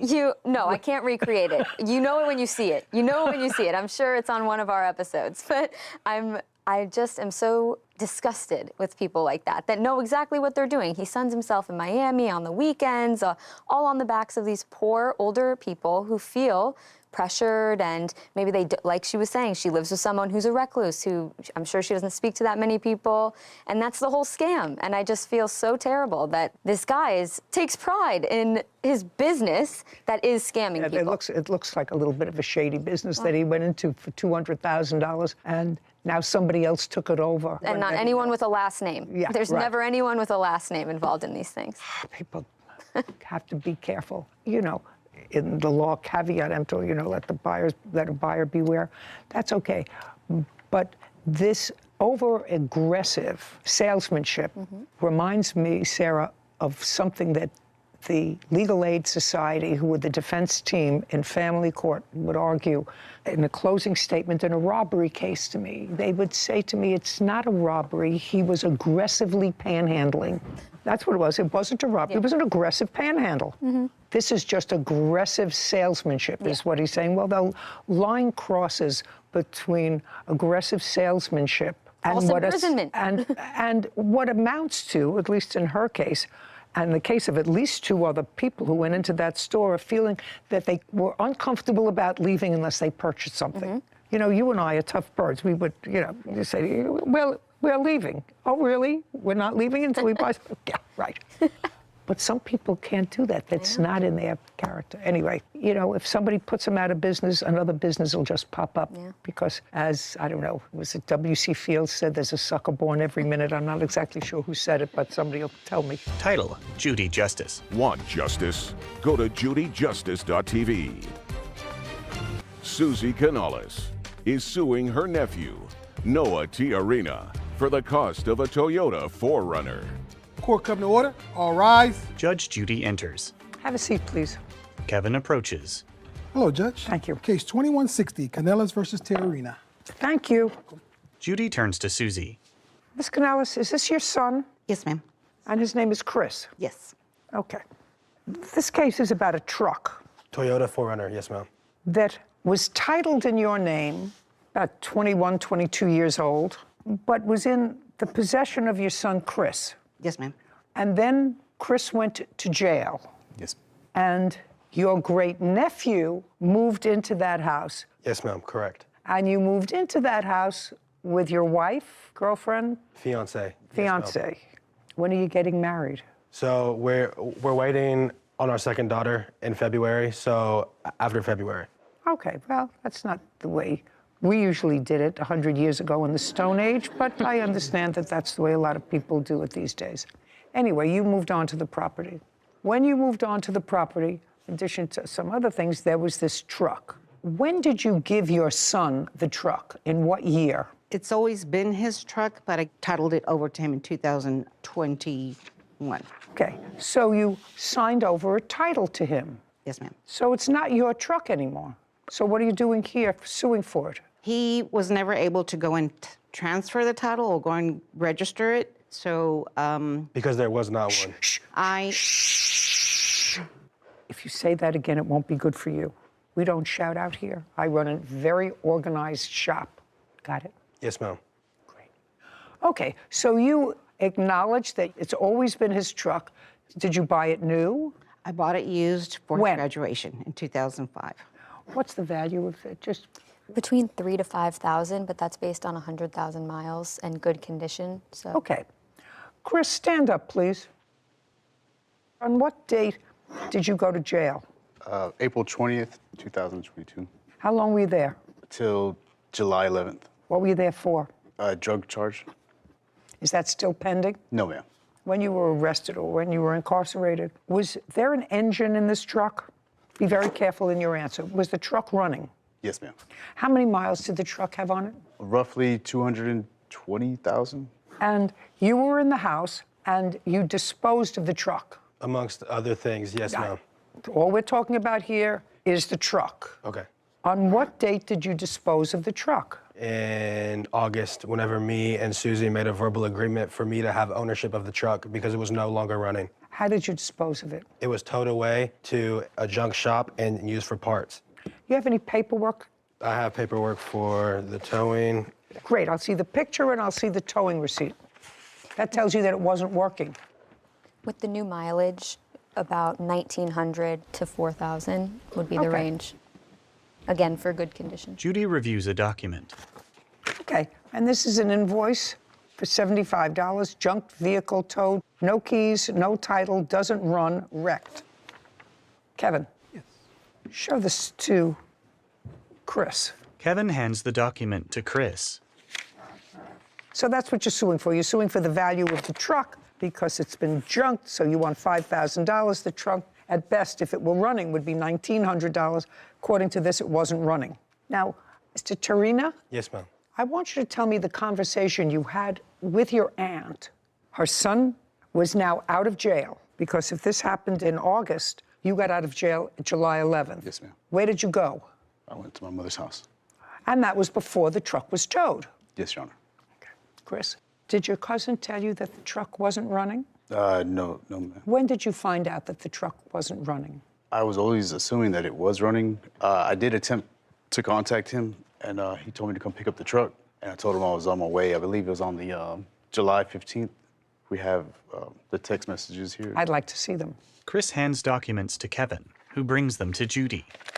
She reviews an image of a text message. Okay, so this all sounds very civilized. Yes, ma'am. Okay. Chris, when did it become uncivilized? It really never became uncivilized. We just, whenever I went to go get it that day, I think something happened and... Yeah. I'm not following you. Okay. You're all over the place. This all sounds very civilized. He's living in the house now. You were not. Right. Some of your stuff was still there. Correct. You know each other a long time. Mm-hmm. He said, some stuff I'll throw away. You said, okay, but the other stuff I've got in the house, come by and pick it up. Okay. Yes. At that time, he had to have told you that the truck was not running because he said the truck is at the exact same spot where you parked it. Right. Well, I just assumed they didn't have the key because a lot of my belongings got thrown away. Well, they didn't have the key because the tow people said that there was no key. Right. That's just why I assumed the truck was still in the same spot. Okay. Now you find out that the truck is not running, right? Because you went there to pick up some of your stuff. Come on. Yes, ma'am. Yes, and that was in July because you said you were coming over July 15th. Yes, ma'am. So you came to his house where your truck was sitting. Yes, ma'am. What did you find out about the truck? The truck was still in the same spot and it wasn't running. Same spot? Same spot. Did anybody prevent you from taking the truck when you came? No, ma'am. Then why didn't you take it? Just simply for the key. I didn't have the key to turn it on. Just a second. April, May, June, and July. So the car had not been touched in 4 months. That's what you're telling me, while you were incarcerated. And if you just said to me the car was in the same spot from the time you left now, and there was no key, so you had no idea whether the truck was running or not, right? Well, I just assumed that it wasn't running because of the key, the no key. If you were that interested, you would have found out. You would have called a mechanic, they would have come, they would have jump-started the truck, and somebody would have made you a new key. Then you could have taken the truck. He doesn't have to keep your truck on his property. Well, first of all, my family member said that they were evicted. They had not been evicted. What evicted? What does that have to do with the truck? At the time, Your Honor, he, of course, was incarcerated. No, he wasn't incarcerated. He wasn't incarcerated when you gave him the truck. No, he was not. No, I see. I have the dates here that you told me. He wasn't incarcerated. He wasn't incarcerated for a year, and he didn't transfer the title. I asked my family member if I was able to go into the house and remove all his items and look for the key and the title so I can have the vehicle removed, and everything was thrown out of the house. So when he came to pick it up, it was gone the next day. Noah grins. Caption coming up. I have text messages right here saying that she doesn't like being lied to and she's gonna go the court route. I had an officer knock on my door at 8 o'clock in the morning and serve me papers, try to give me a Grand Theft Auto charge and have a felony on my name. Can I see the text message that she sent to you afterwards? Later. He says you didn't make any payments. I never said I was gonna pay him that back. Well, you told me that you asked him if you could borrow some money. That's what you said. A couple times I asked to borrow money, but the entirety of that, all that, like I didn't say I was gonna pay that back. And he should know he was just being nice.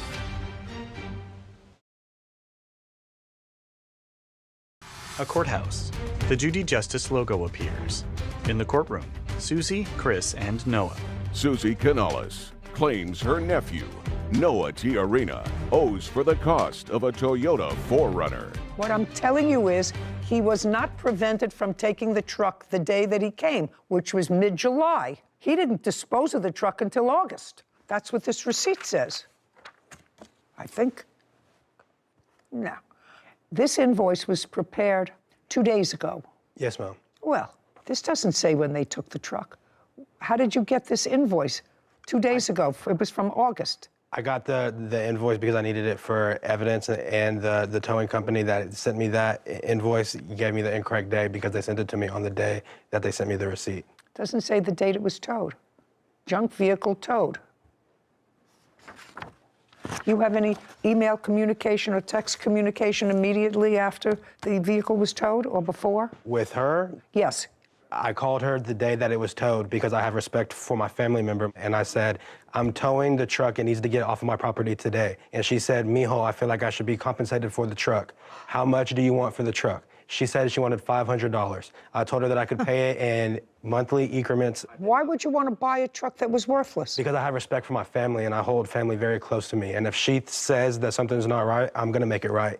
And that's what I tried to do. I failed on that first month of I was supposed to give her $100. I did not pay the first $100. I have text messages right here saying that she doesn't like being lied to, and she's gonna go the court route. I had an officer knock on my door at 8 o'clock in the morning and serve me papers, try to give me a grand theft auto charge, and have a felony on my name. Okay. Can I see the text message that she sent to you afterwards? Noah hands documents to Kevin, who brings them to Judy. Did you recall, Ms. Canales, having a conversation with your nephew about $500 for the truck? No, ma'am, I do not. My witness does. Shh. How was he supposed to pick up the truck when he just got out of jail the day before you had it towed? And I asked for permission to look for the keys and title, but everything was moved out of the garage. At that time, I was taking my mother to the hospital. But it's okay, I just go through the court process. Regardless, you're going to get your money, Aunt Susie. So it's clear that you had a discussion with him about money, because he says to you, in response to his statement, so I don't see anything here about $500, but he says, I'm going to get you your money.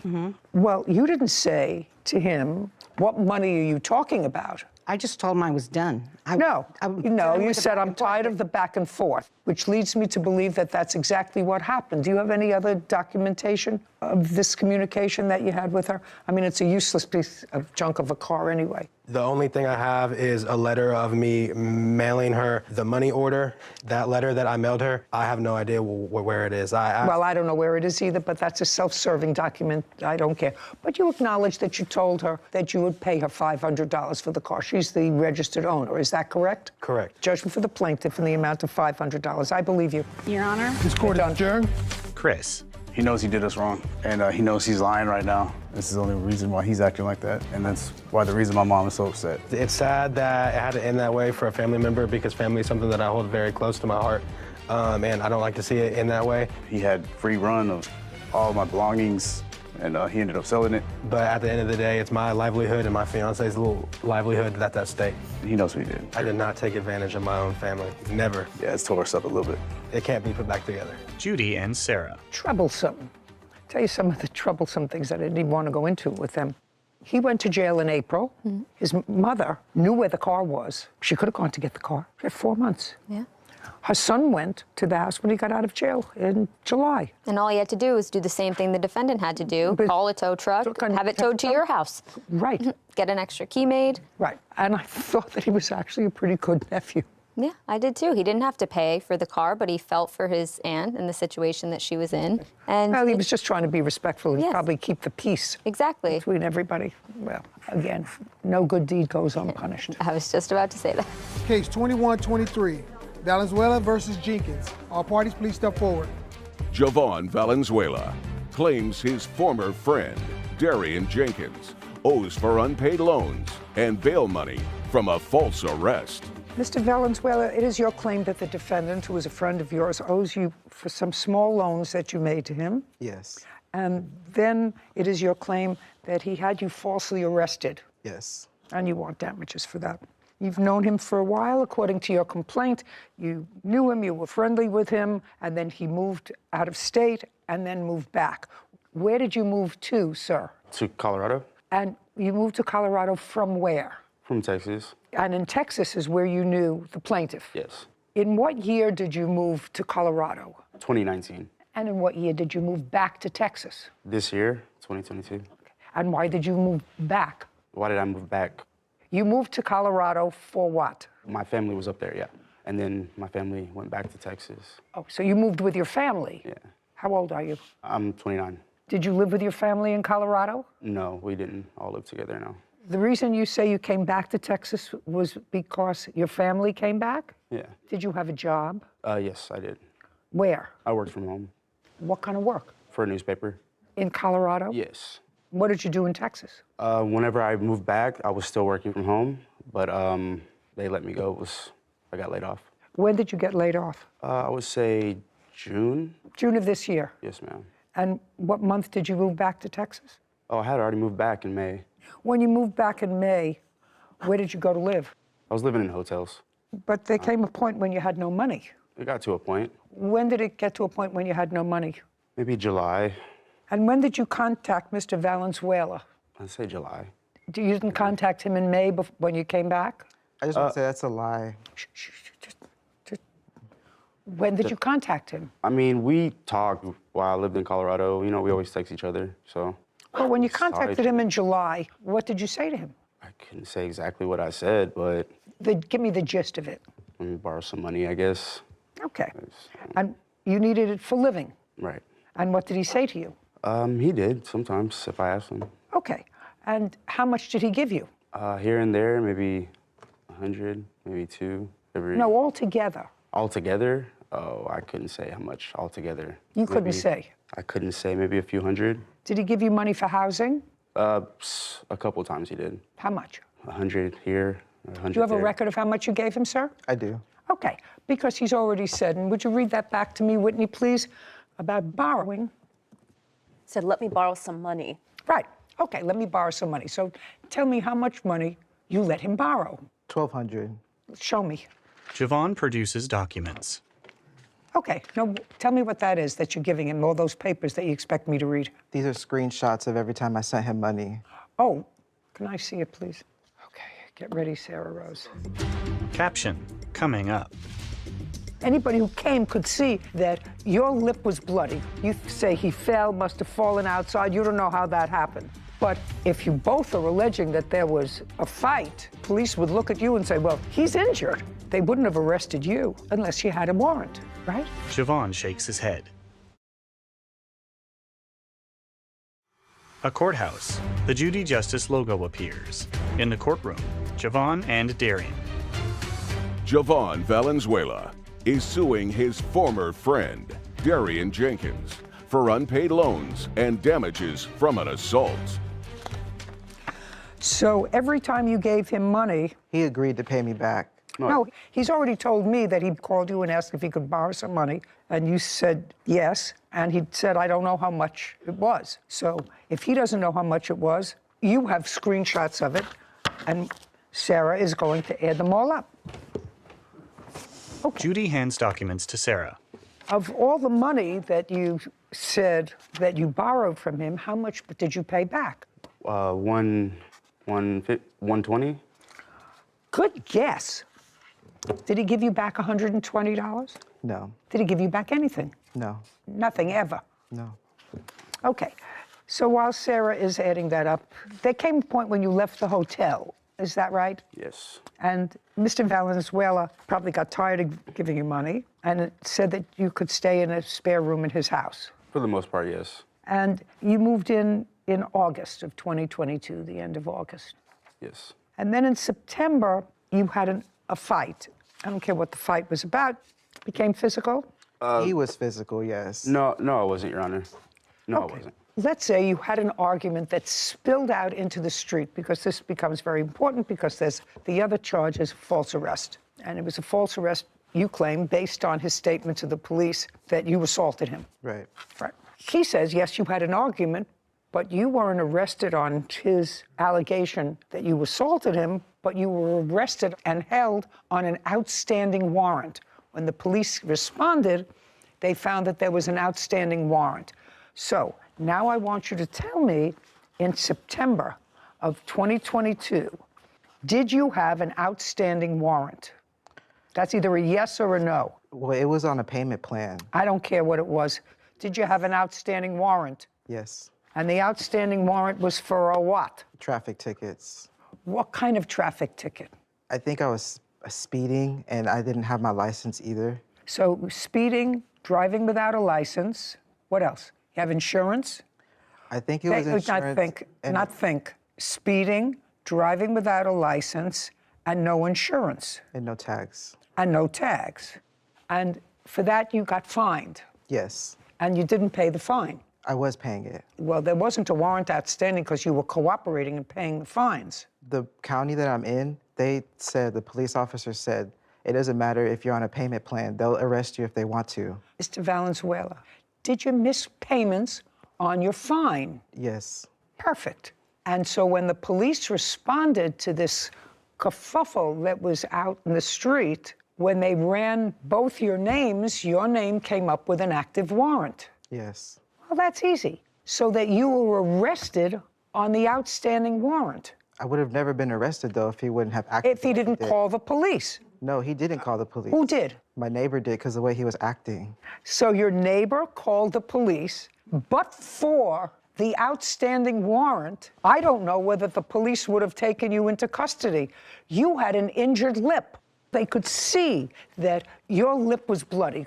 You say he fell, must have fallen outside. You don't know how that happened. It's really not relevant to this case. But if I were the police and I showed up, you didn't have any visible injuries, right? No, you had a busted lip.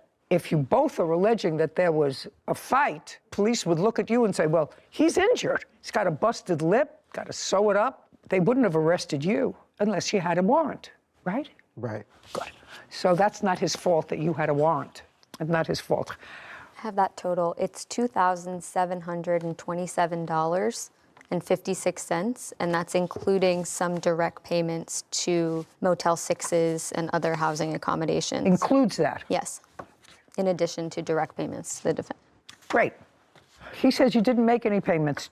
$27.27. I mean, there's no way he expected me to pay. I never said I was going to pay him that back. Well, you told me that you asked him if you could borrow some money. That's what you said. A couple times I asked to borrow money, but the entirety of that, all that, like, I didn't say I was going to pay that back. And he should know he was just being nice. He's being and nice. Sometimes he offered. Not anymore.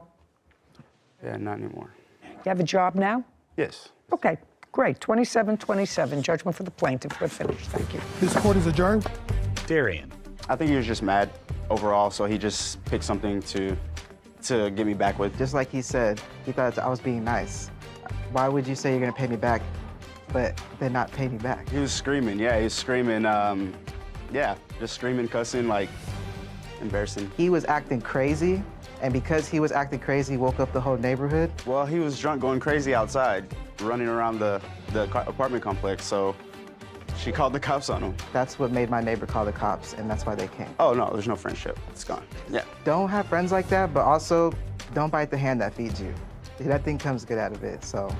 Sarah. Just something funny from the receipts that I was looking at. Some of them say, you know, the price really big on Venmo or Cash App, and then it just says completed at the bottom. On some of them, though, you could see heart emojis that the defendant sent thanking him, basically acknowledging that he received the money payment, sent a red heart emoji, and some of them were at very odd hours of the night, like 1, 2 o'clock in the morning, some direct to Motel 6, some direct to other housing accommodations. It's so interesting. But I liked the receipts. I liked the I never paper trail.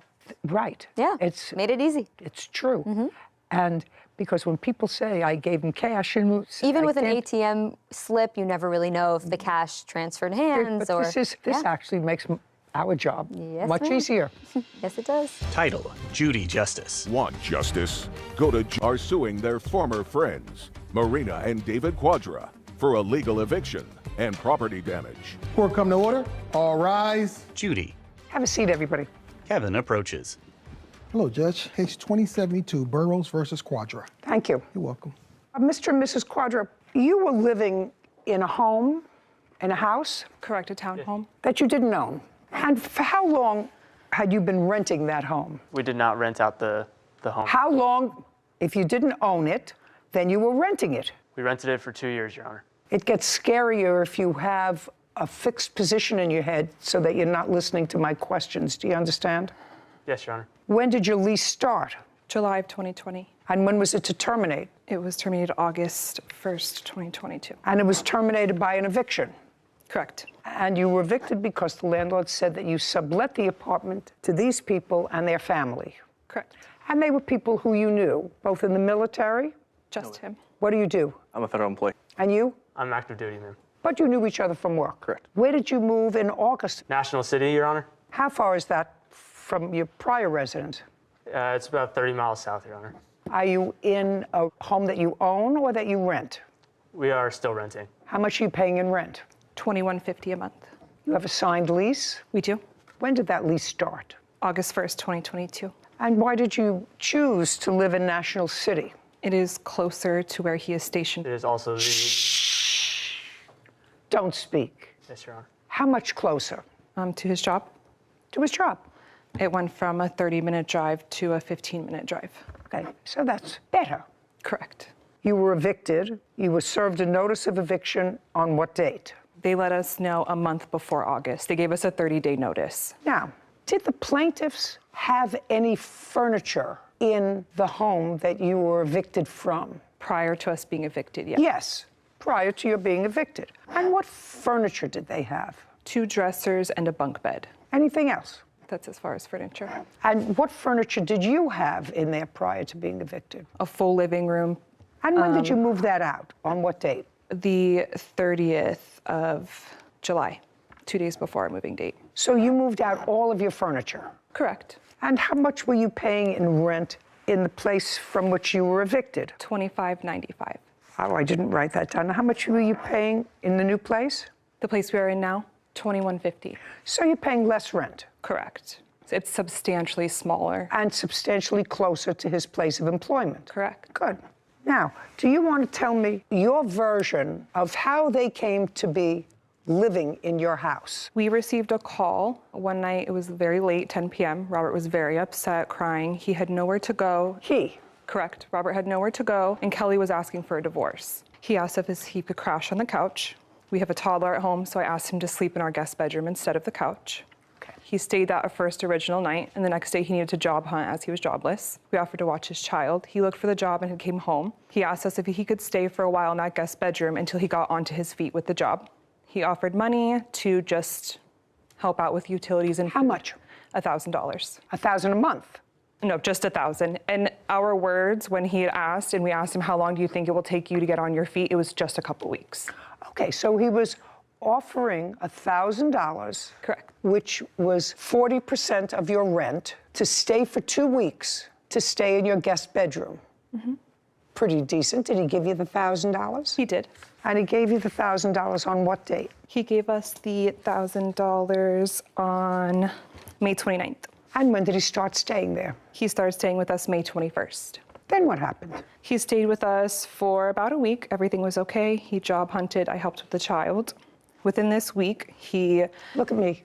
I'm sorry. He confided in us that he wanted to work on his marriage with Kelly. He did not want the divorce. It was something that she had asked for. They wanted to work on it together and had asked if Kelly could come around to stay with him and the children and work on their marriage. When he moved into the guest room, did he take the children? Did he have the children with him? He did, but it was just on certain nights they were sharing. And then he asked if Kelly could come as well. Correct. The wife. And what did you say? Why couldn't he go home? He could not go home due to their relationship with her parents. Their parents. Oh, she was living with her parents. Correct. And they were both living with her parents. Correct. So he said, I can't go home. We want to work on the marriage. Could we come and stay here with you? Correct. They have 2 kids? They have 3.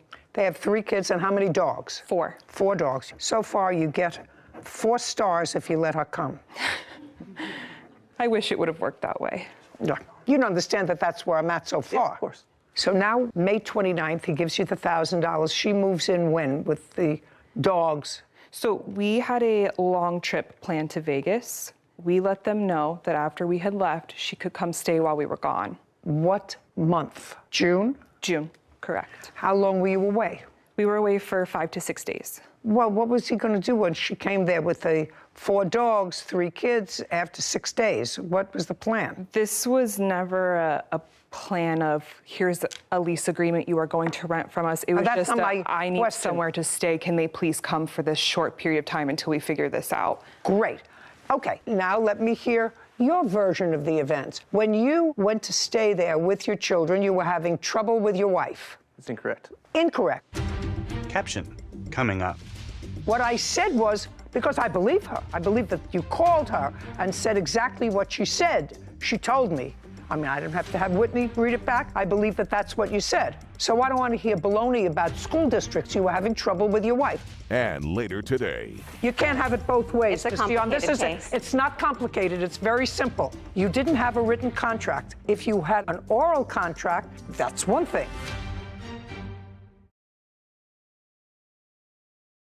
A courthouse. The Judy Justice logo appears. In the courtroom, Kelly, Robert, Marina, and David. Kelly and Robert Burrows claim their former friends, Marina and David Quadra, owe for an illegal eviction. Marina and David are countersuing, saying Kelly and Robert caused them to be evicted. So when you went to their house and you wanted to work on your marriage, you could have gone back to your in-laws. Yes, that's correct. You could have. Why didn't you? The reason why we decided to split up was because we're trying to keep our kids in the same school district. So with having 4 dogs, that's impossible to keep in an HOA. So she decided to go with her parents. I decided to stay back to finish the school year with the kids, still being in May, so they can finish in the same school district.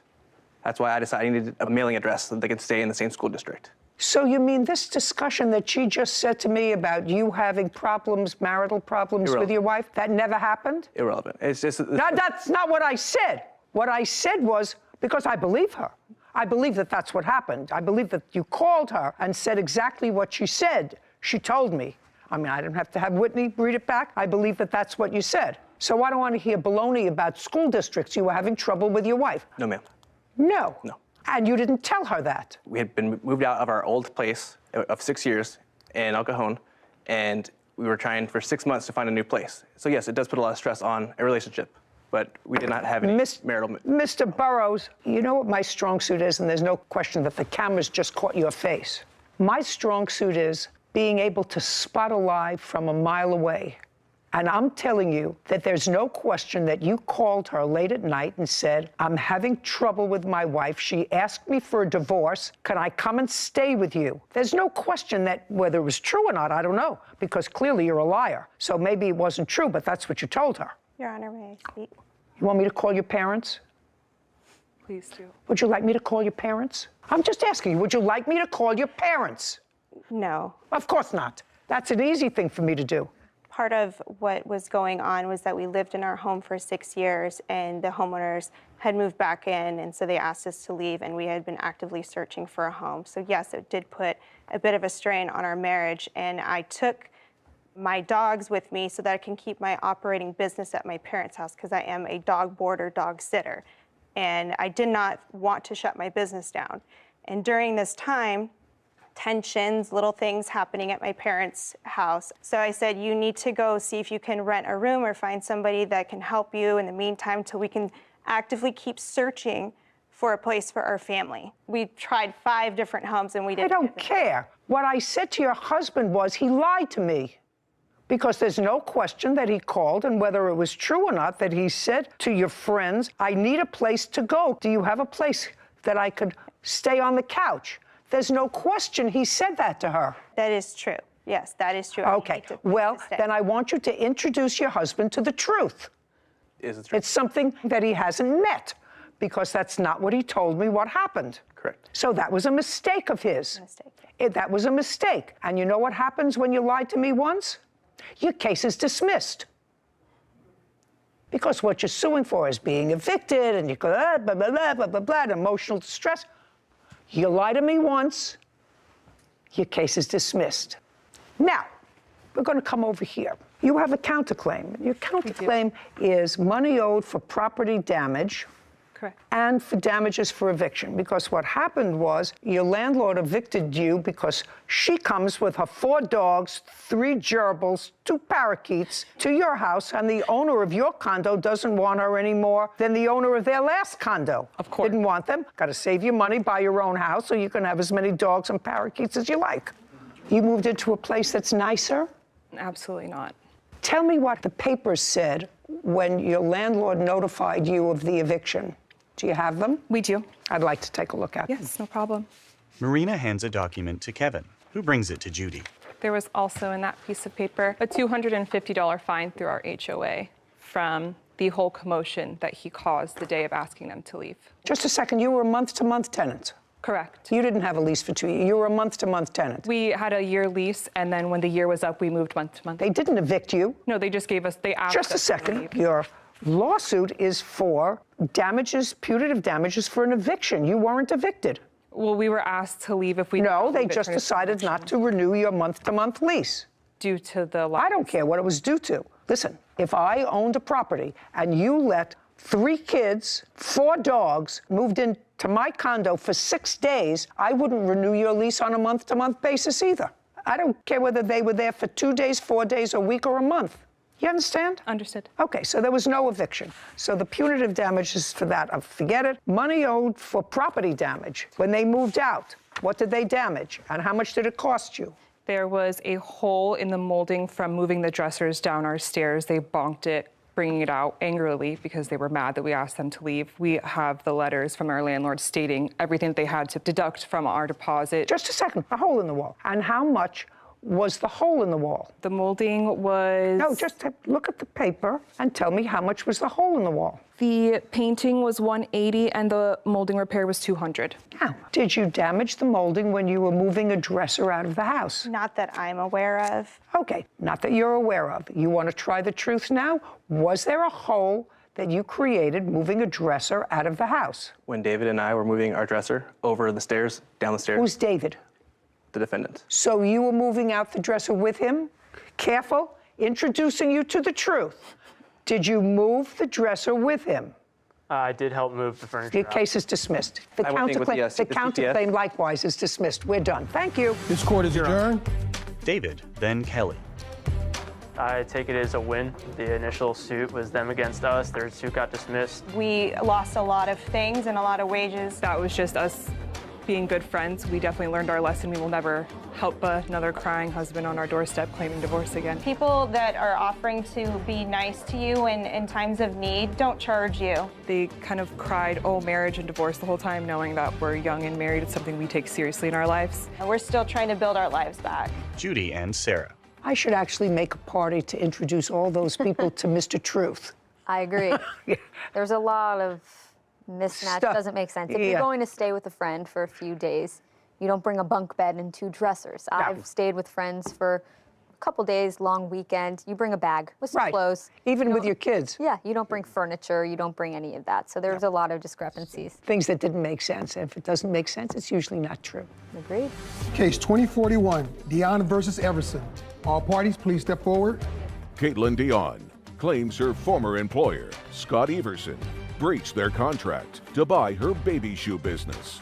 All right, what looks to be a complicated case actually is merely just a contract case. Miss Dion, you had a side business of making baby shoes, and I assume that those are the baby shoes. Yes, it was a full-time business. The defendants had a children's clothing website, and they became familiar with your baby shoes, and they were interested in buying your business. You entered into a contract wherein I believe that they agreed to pay you $30,000 for the business. Is that correct? That was the asking price. There was never a written contract signed. That's incorrect. Just a second. You entered into a deal for $30,000 and an employment contract without a written contract?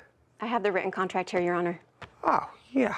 I would say goodbye to you all if there wasn't a written contract. There was a draft of a contract, the terms of which changed numerous times over the 2 years. No. You can't change a written contract. Was it a written contract that was signed by both parties? No, it was never signed. He refused to sign it, even though he was the one that wrote it himself and emailed it to me himself. Caption coming up. You called him within the period that you were supposed to be working for him and said, this is too much for me, I can't do it. I read your complaint. Do you understand? That's a breach of your contract, if there ever was a contract.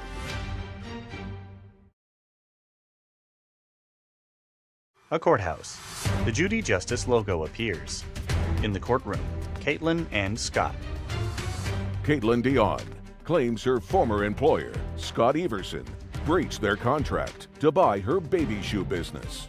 Well, then there was never a meeting of the minds. May I see that? This is going to be a much easier case than I thought. That's also incorrect. I have audio. Just a second. This is going to be a much easier case than I thought.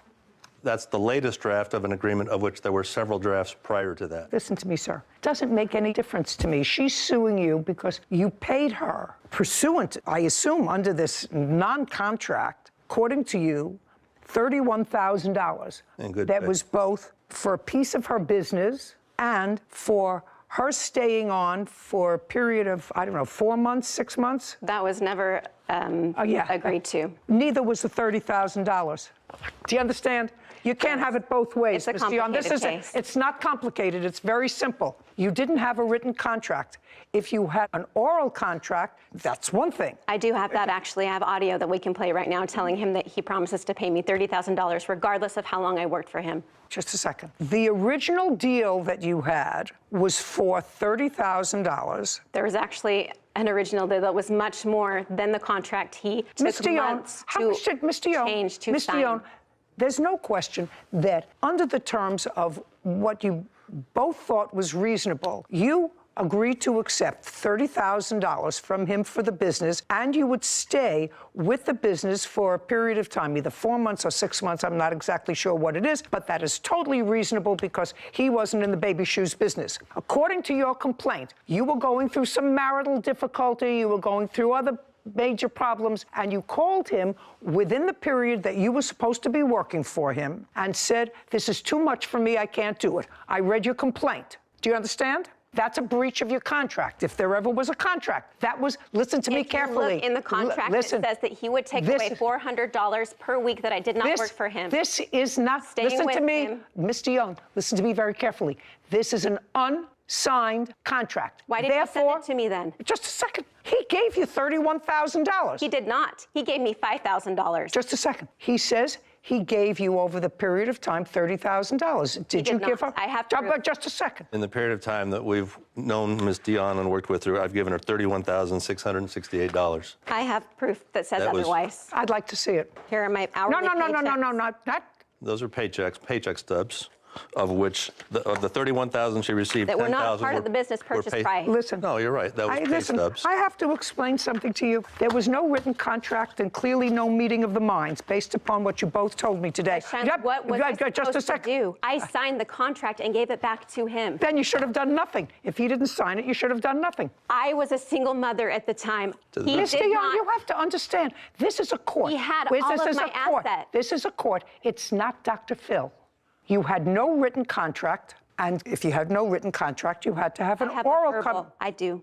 No, then you had to have an oral contract, and that oral contract clearly did not reflect a meeting of the minds of both of you. If he didn't sign this contract, and whether it was for your business or for your employment, are you saying to me that you did not receive from him? I'm just curious, because he has the documentation to show me that you did not receive from him $31,000. I have documentation. Sorry, I thought that was a question you asked. That was a question, that you did not receive from him. I don't care if it was the business or as a worker, that you did not receive from him during a period of time $31,000. I did not. That's incorrect. I have my paychecks. I have the down payment that he made. I have the installments that he made. Just a second. All of which add up to $31,000. Just a second. Add them up, and I asked you a question. How much was it? Your paychecks and the down payment he made on your business. How much was it? I want to know if it was he said it was $31,000. He paid me $16,666 for my business. My paychecks do not matter. They were not a part of the business agreement. Did you file your case in small claims? That is not a part of my business. Did you file your case in small claims court? Yes. Working hourly was not a part of the contract. Pay careful attention to me. If you filed your case in small claims court, I'm going to give you an opportunity to go back there. If you think you have a case, I do not. I do not believe that there was a meeting of the minds when there's a contract unsigned for over $10,000. That's absolutely ludicrous. As long as I'm comfortable with the fact that you got paid during a period of time $30,000 so that you worked and you got paid. The contract for the sale of the business, as far as I'm concerned, was never consummated. I'm going to let you go try to explain your position to a judge in either Superior Court, because I don't think small claims courts hear cases up to $10,000. I don't know where you're from. Where are you from? It's actually $11,000. Utah. In Utah. Well, go back to Utah. This case is dismissed without prejudice. We're done. This court is adjourned. Caitlin, then Scott. I reminded him over the period of 2 months. Paid her $31,000 for her time in her business. Give me the contract, give me the contract, give me the contract. She wanted a job. That's how she first approached us. She applied for a job with us. My working for him hourly was never part of the agreement. I wish I had been more careful. I'll see him back in court. Title, Judy Justice. Have you been cheated? Go to JudyJustice.tv. Wages. Court come to order. All rise. Judge Judy enters. Have a seat, please. Kevin approaches. Hello, Judge. Case 2181, Moore versus Foreman. Thank you. You're welcome.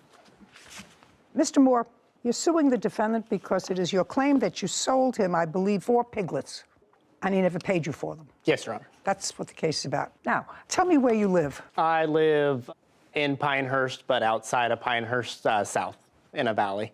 Pinehurst is where? In Idaho. So you live in Idaho. Is Yes. that a farming community? Yes, small. Who do you live there with? Me, my mom, and my sister. You have a farm? Yes. How many acres? Right now, 5, yes. We're working on buying land next to us. But right now you have 5 acres. Tell me Yes. what you raise. Right now, we raise cows, pigs, and goats. You own that property? Yes, Your Honor. How long have you owned that property and raised those farm animals? Lived on the property my whole life, raised farm animals since I was about 16. And you sell them for what? I mainly do meat animals, so when it comes to beef, cattle, pigs, meat, goats. But you sell them on their own hoofs? Yes, yep, on the hoof, not by meat. And what do you do, Mr. Foreman? An underground shift supervisor, What is that? underground miner. Do you live close by to Mr. Moore? Live a couple miles above him, How long have you lived there? going on 5 years. Tell me what interest you have in pigs. Me and my buddy, we have a hobby, so to speak. He has cattle at his place, and I have raised pigs at mine. How many acres is your house? Just over 5. All you raise are pigs. Correct. And I assume you sell the pigs for meat. Correct. When was the first time, Mr. Foreman, you purchased pigs from Mr. Moore? Probably 2 years ago now. Okay, how many did you purchase? The first time, First time. I think there's 3. How much did you pay for them? I don't recall. Well, how much would 3 piglets be? I want to say it was 400 and some change. For 3? Correct. Okay, that was a couple of years ago. Correct. Did you sell those pigs? Correct. They're not part of your current lifestyle? No. And you keep them for how long before you sell them? Until they make a certain weight, about 250, 280 pounds. Now, when you buy them from the plaintiff or from anybody, how big are they? The ones that I purchased from Logan were small, probably 30, 40 pounds maybe. So they must eat a lot for them to get to 250. A lot. And give me some idea, because I really don't know the answer to this question. How much would you sell a 250-pound pig for?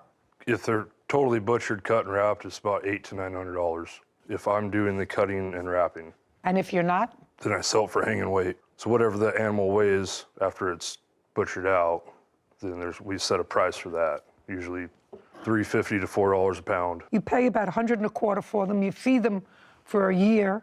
Not quite a year, but close. Okay, well, not quite a year.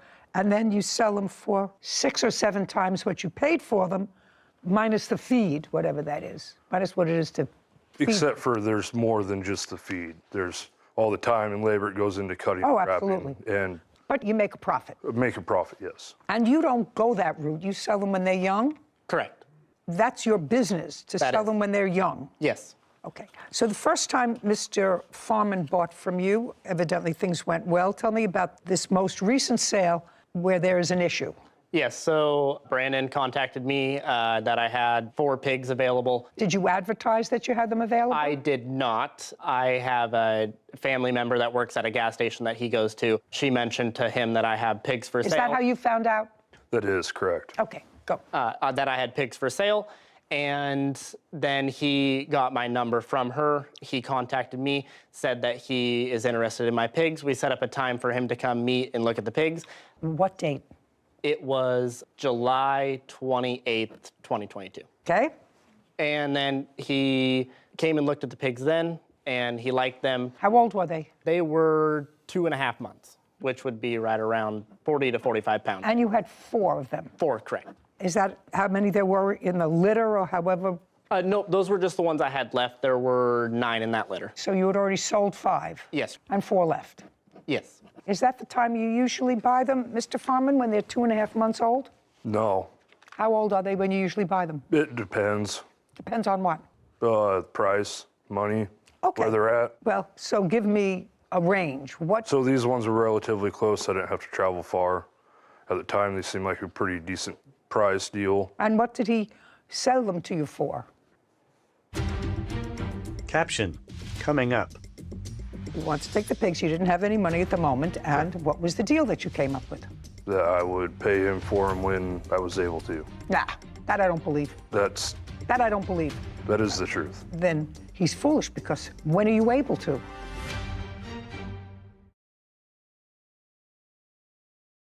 A courthouse. The Judy Justice logo appears. In the courtroom, Logan and Brandon. Logan Moore claims his family friend, Brandon Farman, owes for the cost of 4 pigs. Brandon says Logan sold him pigs that were sick.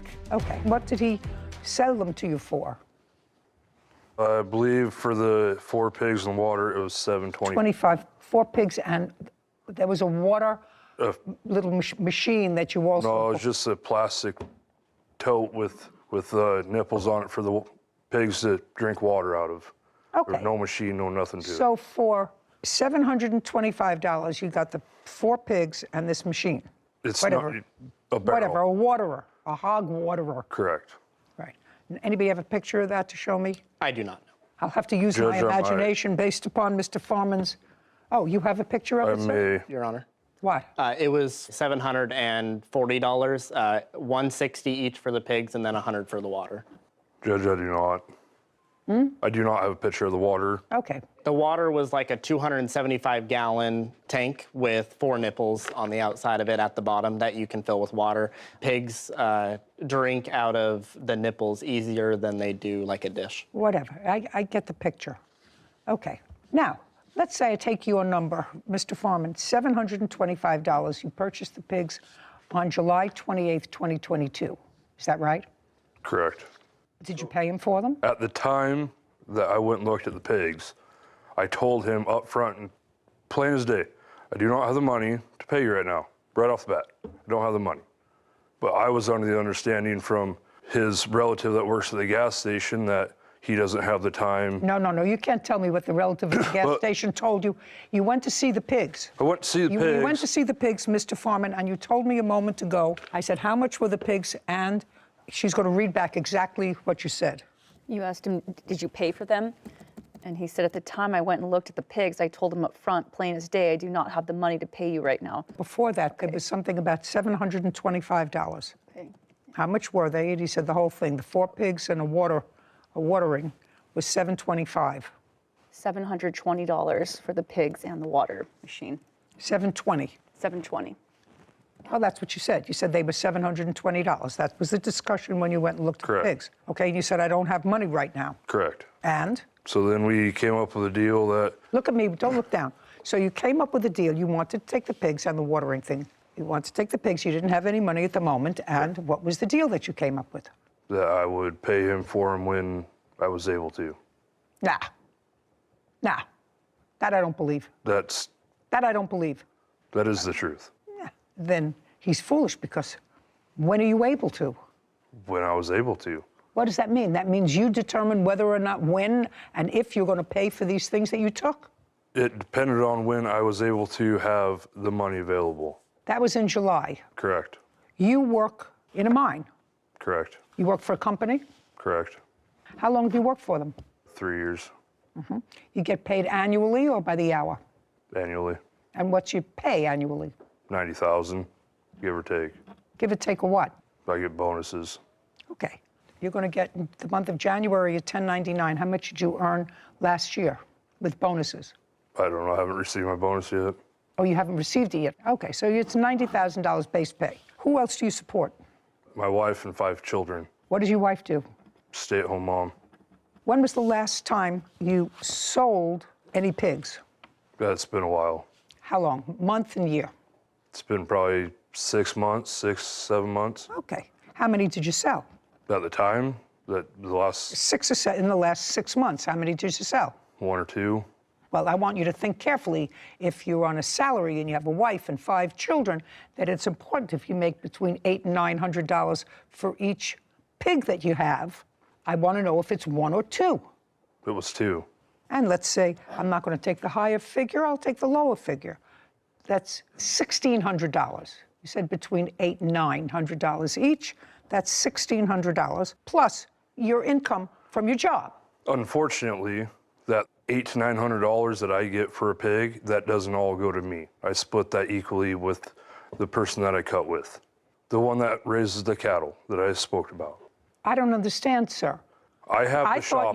I have the space, the shop, the meat cooler, the room at my house to hang and cut animals. He comes up and he helps. We split it equally, right down the middle. So the $800 or $900, I don't get that. So just a second. He raises cattle. Correct. And you split his cattle with him, and you have pigs, and he splits the pigs with you. No. I let him use the shop and my meat cooler. The cattle's his deal, but he comes up and helps me cut and wrap the pigs. Oh, then he doesn't get half. That's baloney. That's baloney. If you raise them, you feed them, you pay for them. If he wraps them, you're not giving him half. In any event, it's not. In any event, you have a job. You have a $90,000 plus job. You made a commitment of $720 to the plaintiff to pay for his pigs, and you paid nothing. The pigs died. Just a second. I read that here. Tell me when the pigs died. Tell me the month and day the pigs died, that you communicated with him. This pig died, that pig died, this pig died. I didn't communicate with him about when the pig died or when Did you communicate with him at all? I'm sorry, when he asked you for the money. Yes, I'm sorry. I was. Okay, when he said, where's my money? That was in what month? I know when, July 28th is when you picked them up. In what month did he communicate and say to you, I want my pigs, or I want the money? Tell me. August. August what? One was August 16th, one was August 17th.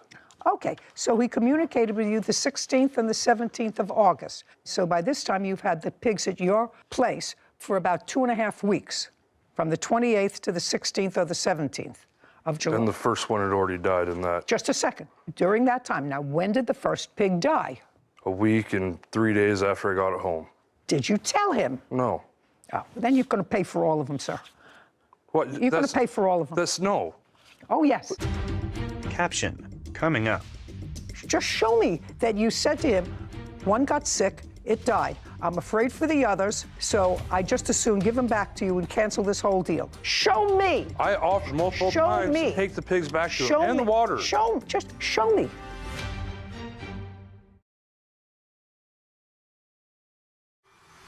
A courthouse. The Judy Justice logo appears. In the courtroom, Logan and Brandon. Logan Moore has accused his family friend, Brandon Foreman, of refusing to pay for the pigs he purchased. Brandon claims Logan sold him sick pigs and only one survived. Go ahead. So if you went to the grocery store and you bought a bag of apples and the apples are rotten in the middle, but the outside looked fine, you would still pay for those and just be content with them? I'm going to give you the different example, sir, not apples. I'm going to give you an example with puppies, which I have here all the time. Your pigs were not sold to you with any health guarantee. Let's start there. Dogs, cats, animals, pet animals are usually sold through a breeder or somebody that you buy from. You have a contract that says, take the dog or the cat to the vet within the next 3 days or the next 24 hours or 48 hours. Any health deficiency in the cat or dog, we will either refund your money or give you a new cat or a new dog at the discretion of either the buyer or the seller. That's what happens. Now, you had the animals at your place for 2 weeks, and I assume you have other animals. Just assume you have other animals. I had other pigs at the time. Just assume you have other animals, and I also assume that you have no vet report. I do. I'd like to see it. Brandon hands a document to Kevin, who brings it to Judy. She reviews it. This isn't a vet report. It's the bill. I don't care about a bill. I want a report. I don't have a report. I have a bill. Then, sir, you're going to pay him his $720. You're going to pay him his $720. I don't care what the bill was. How does he know? How do I know what the pig picked up, the one that died, at your place over the course of a week and a half? What you said to me was you took the pigs and said, I'll pay him when I can. Now they're yours. So I had other pigs at the time, full-grown pigs, that were ready to go. So then I brought these other piglets home, and then the ones started getting sick, so then I had to separate the pigs. So then I had to spend all this time and money giving them shots, trying to keep them healthy, and then I had to build a whole separate pen to contain them because I don't want to get the full-grown pigs getting whatever disease or whatever they had. Did you ever call the plaintiff when the first pig got sick and said, listen, this pig is sick, and I'm not sure about the other piglets that are here, and that's in the first 2 weeks. I'd like to return them to you. He didn't have any babies at the time because he had sold 5. He had 9 in the whole litter or whatever they call it. Just show me that you said to him, one got sick, it died. I'm afraid for the others, so I just as soon give them back to you and cancel this whole deal. Show me where you did that the first 2 weeks in August. When I first picked up those pigs, just show me. I don't have that. Sir, then what you're saying is unreasonable. It's not unreasonable. Why do I need to burden him with these sick pigs? But I'm not going to pay for a product that I can't get anything out of. Then you've become the lawyer for the plaintiff, the lawyer for the defendant, and the judge. You said, I bought them. I didn't pay for them. But I shouldn't have to pay for them because now I had to build a whole separate pen. I had to separate them. And this is all without advising him. All without advising him and saying to him, listen, I didn't want to buy sick pigs. It looks as if these are sick pigs. I don't want the extra responsibility. I don't have the money right now. Take them back. Show me. Show me. I offered multiple times to take the pigs back to him and the water. Show me. Show me within the first couple of weeks when one died, so you had to separate all of them. That's the first 2 weeks in August. That's all I want to see. Right here. I'd like to see August it, 17th. Okay, great. We won the blue. Shh. I'm reading. Brandon hands a document to Kevin, who brings it to Judy. She reviews it. This doesn't say anything about sick pigs, sir. August 16th, 17th were the 2 dates you gave me. This was on August 17th. He says, do you have the money to me tomorrow, or I'm getting law enforcement involved? You don't say one of the pigs is sick. One of the pigs died. I'll bring them all back. You say, I'm working on getting you the money. But if this is how it is, then I will bring you back the pigs and all tonight. I have some blank coming up that has taken precedence in my finances. I'm sorry that this has been less than ideal, but this is where I am now. That doesn't say anything about pigs being sick, dying. It says, I have other things to do with my money now. That's what it says, right? But I clearly offered to bring the pigs back. Just a second. That's what it says. He didn't have a buyback agreement from you. Now, you have the pigs. Whether they died or whether they didn't die or whether they got sick, you've had them. Now we're in January, August, September, October, November, December. We're in January. We're 6 months later. Judgment for the plaintiff in the amount of $720. Thank you very much. This court is adjourned. Outside the courtroom, Logan, then Brandon. Did not expect Brandon to mention sick pigs. They just wouldn't put on weight. They started not wanting to eat or drink anymore. Then they just got real skinny, no matter what I did or the vets did. He never told me. They just ended up passing away. If it was sick, I would put them in a treated pen that I have that's actually on concrete where they cannot pick up any other diseases from the ground. Some kind of infection. And I make sure the animal is even safe for transport. I wasn't going to do the blood test on them to try to figure out. I honestly have done multiple payment plans with multiple farmers. I shouldn't have to pay. And I will do it in the future too. Got frustrated. I'm glad it's over. I don't have to chase my money anymore. Sarah and Judy. So I don't know a lot about pigs or farming or, or housing pigs, but I was really surprised at the profit margin that the defendant was explaining. If you buy the pigs at 40 pounds, not also great at math or word problem math questions, but if you buy a pig at 40 pounds for $160, you have to feed it all the way up to 280 pounds in order to sell it to anyone. You have to, I don't even want to think about how much food that requires to feed the pigs. But then your profit, even if he wasn't splitting it with whoever helps him cut and butcher the meat, is only $800 as a high figure. That seems like a very low profit margin to have pigs in your house and to have them in your backyard and build a pen with 5 kids. That just seems like a lot for a profit margin that I expected to be much higher. That's really labor-intensive work. It just blew my mind. Yeah, different part of the world. Different part of the world. So if you don't like that part of the world, then you go to law school. I guess. Or you become a podiatrist. Or you visit. Or you visit visit. farm. You visit a farm. Title, Judy Justice. Have you been cheated? Go to JUDYJustice.tv. Panzer for damages and lost wages from a car accident. Court come to order. All rise. Have a seat, please. Kevin approaches Judge Judy. Hello, Judge. Case 2165, Atkins versus DePanger. Thank you very much. Welcome. Judy points at a young woman and gestures for her to approach the defendant's table. Tell me your first name. Destiny. How old are you, Destiny? I'm 14. And you don't have a driver's license? No, ma'am. So you know you're not allowed to drive a car? Yes, I do. You took your mother's car without permission? I did. You were with a girlfriend? Yes, ma'am. Who also is your age? Mm-hmm. Uh-huh is not an answer.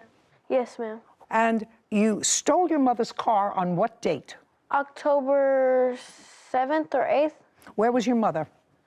Sleeping. What time did you steal your mother's car? Around 4, 3, around that time. What? Like, I say about 3:30. I'm sorry.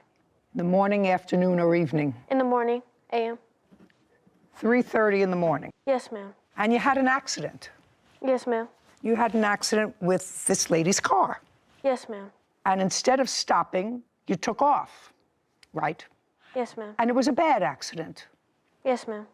And was the damage to the side of your car? Was the damage to the side of your car? No, ma'am. Passenger side? No, ma'am. Don't play. Passenger side? No. Driver's side? No. Where was the damage to your car? The front. Front. Okay. So now that I've got the clear picture, you stole your mother's car, you have no driver's license, whatever insurance your mother had on the car would certainly not cover this accident because you're an unauthorized driver, you have no driver's license. Your mother certainly wasn't going to report you to the police for stealing her car. I don't think you did that, right? And the damage to your car was in the front. Front. You're going to tell me, but just so that I know. The damage to your car was on the side. Yes, ma'am. Of course. You see, cars don't slide together. Do you know what I mean? One car hits another. Mm-hmm. Do you understand? Is not an answer. Yes, ma'am. Better. Okay, so now we're going to go to October 8th. Yes, Your Honor. You were on your way to work? Yes, ma'am. And Miss Atkins, tell me what happened. I was going to work. It was 5:30 in the morning. I was going up Franklin Road. I got to Brookville Road. You were driving straight? Yes, I'm going up Franklin Road. Mm-hmm. I get to a light at Brookville Road. I make a stop because the light is red. I'm sitting at the red light. The light changes green. I proceed to go through the light at the green light. The defendant is coming the opposite way from me. She's not in the turning lane, she's in the regular straight lane. So I see her coming at a rapid speed, but I'm thinking she's going straight, so I proceed to go through the light. By the time I get mid-light, I don't know what happened, but she decides to turn. And when she turns right into me, and hits me. Okay, and then what happened? And then I hear her and her friends are hollering. Her friend is hollering, "Run, Destiny, we have to go. Run, Destiny, we have to go." I'm still trying to get myself together, and I'm looking, and all I could do was grab my phone and dial 911 to call the police. And by that time, they were gone? And by that time, they were gone. Miss Atkins, how did you find her? We talked to the insurance company. No, wait a second. Okay. How did you find her? They took off. Oh, they took off. They took off. Her car was still at the accident. Oh, so they ran and left the car? Yes, ma'am. Oh. So my husband came. I had called my husband as well. He came to the accident scene. He took pictures of the cars and the plates, and we contacted our insurance. Our insurance gave us the name, and I went on Facebook, and I looked her up, and I seen Destiny, who I had seen run from the accident. And we found out she was hiring for a job. So inboxed her, found out where she worked, and we went to her job. You mean her mother? Her mother. Her mother. My daughter inboxed you and asked you what... Don't speak to her. I'm sorry. Don't speak to her. Okay. What? Listen to me. Whatever you say is no good. Just understand that. Your daughter stole your car. She's 14 years old. She could have killed people. She could have killed people. There's no excuse for that. There's no excuse for her stealing your car. Has she ever done it before? No. But she did. Yes, ma'am. Okay. And she did, and she had an accident because she didn't have a driver's license. She lacked state permission to be behind the wheel of a car. Caption, coming up. Let's go. Did you know your daughter had been in an accident? Of course you did, because she left the car there, right? Yes. So you knew she had been in an accident? Yes. Did you contact the police? No. Why not?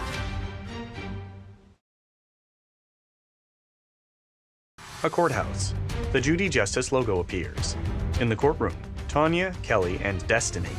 Tanya Atkins claims vehicle owner Kelly DePanger owes for damages after Kelly's 14-year-old daughter crashed into her car. So she didn't have a driver's license. She lacked state permission to be behind the wheel of a car. But she still harassed me, though. What? At my job. She harassed me at my job. Just a second. Did she contact you first? As far as... Just as anything, contact. No. Email. So I don't know who her daughter was. You're going to... What? I didn't know who her daughter was trying to contact me on Facebook. I don't... Judy raises her hand. Did you know your daughter had been in an accident? Let's go. Did you know your daughter had been in an accident? Of course you did, because she left the car there, right? Yes. So you knew she had been in an accident? Yes. Right? Did you contact the police? No. Why not? She came to the house freaking out and, in panic of her getting in an accident. And my daughter is telling me... Just a second. So what did you do? What did you do? Your daughter stole your car. I see the picture of the accident. The picture of the accident clearly shows that your daughter hit her car. Your daughter's car is the gray one. This is the very first time I've seen this. Well, I'm telling you, when you have front-end damage, that means you hit somebody. She's wrong from the get-go. So I'm asking you, she came home, you told somebody, did you call the police and say, listen, my 14-year-old daughter took my car without permission, there was a bad accident, I hope nobody was hurt. Did you do that? No, I did not. No, of course not. You waited for somebody to find you. No, not necessarily. Well, what do you mean not necessarily? Unless you contacted somebody, did you go back to the... I was under the impression that they called the police.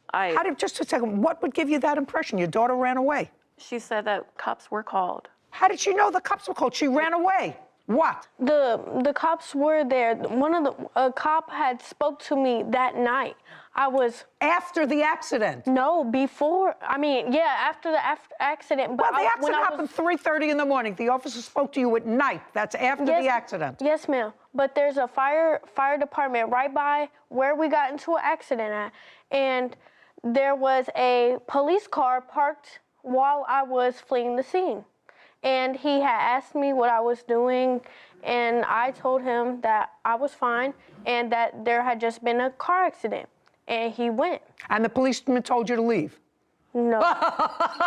You stopped and spoke to a policeman that there had been this kind of car accident, that you were driving with that, and the policeman told you to leave?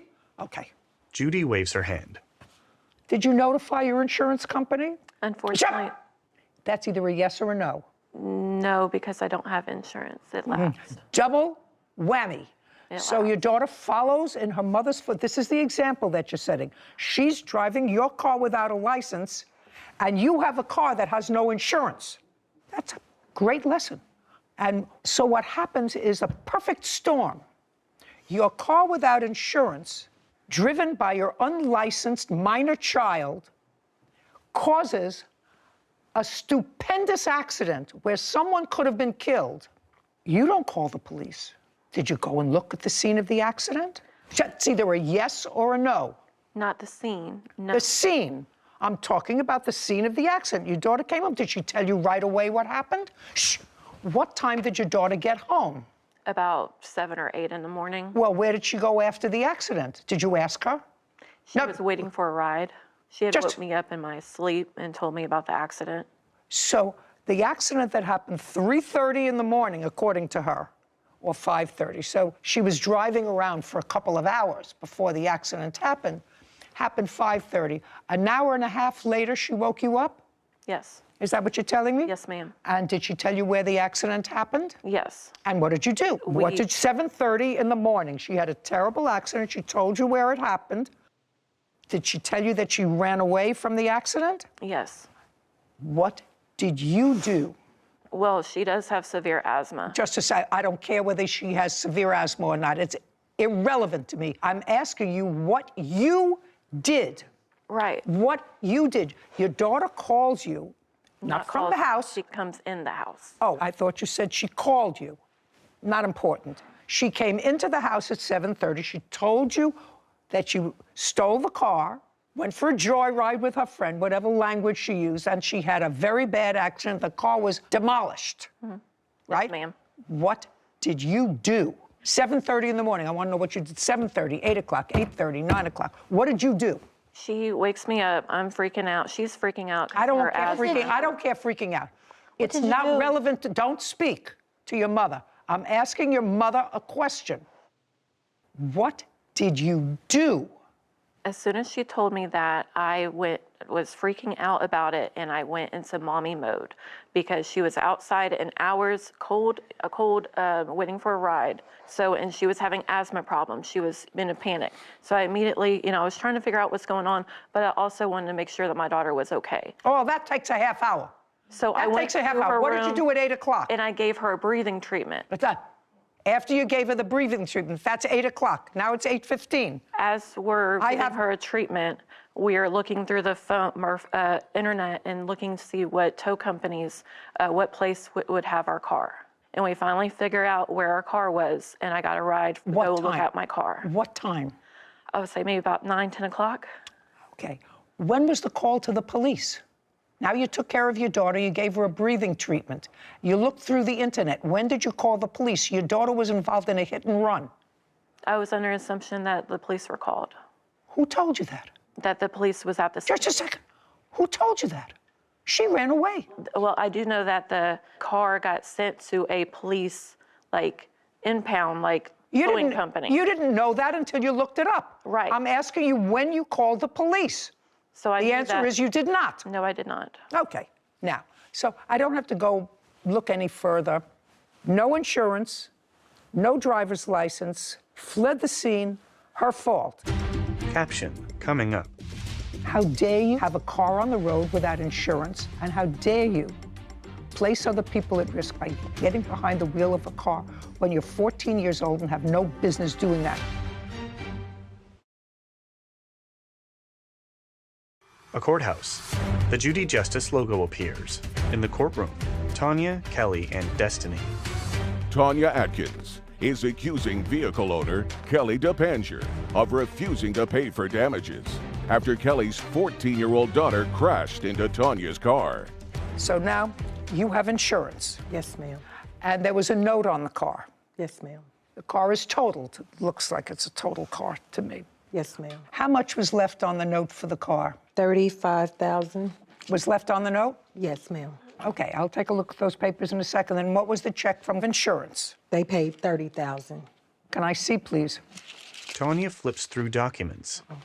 I don't have my glasses, and they're in my purse. I'm sorry. Maybe your husband can help you. Yes, ma'am. Thank you. A man approaches Tanya, produces a document, then hands it to Kevin. He brings it to Judy, who reviews it. Thank you. Yes, ma'am. So am I correct that they paid you $35,749? Is that what they paid you? That's what they paid the dealership, yes, ma'am. $35,749. And the amount financed was $39,800? That is correct. And you hadn't made any payments? Yes, ma'am, we've made payments. This is $39,826, but you made payments, so that would reduce the amount of the loan. This is the original copy of when we purchased the vehicle. And then I have a list of the payments that we made right here. What I want to know is you're suing for the difference between what was paid yes, ma'am. to the loan company and what you still owed that you had to make good on, correct? Correct. How much money did you have to make good on to the loan company? It's not $5,000. No. How much money did you have to pay the loan company to clear the debt? What we had was called a gap insurance. So you had gap? Yes, ma'am. So all you had was a deductible. So all you had to pay was if you had gap. Which was a $500 deductible. Just a second. Sorry. That's all.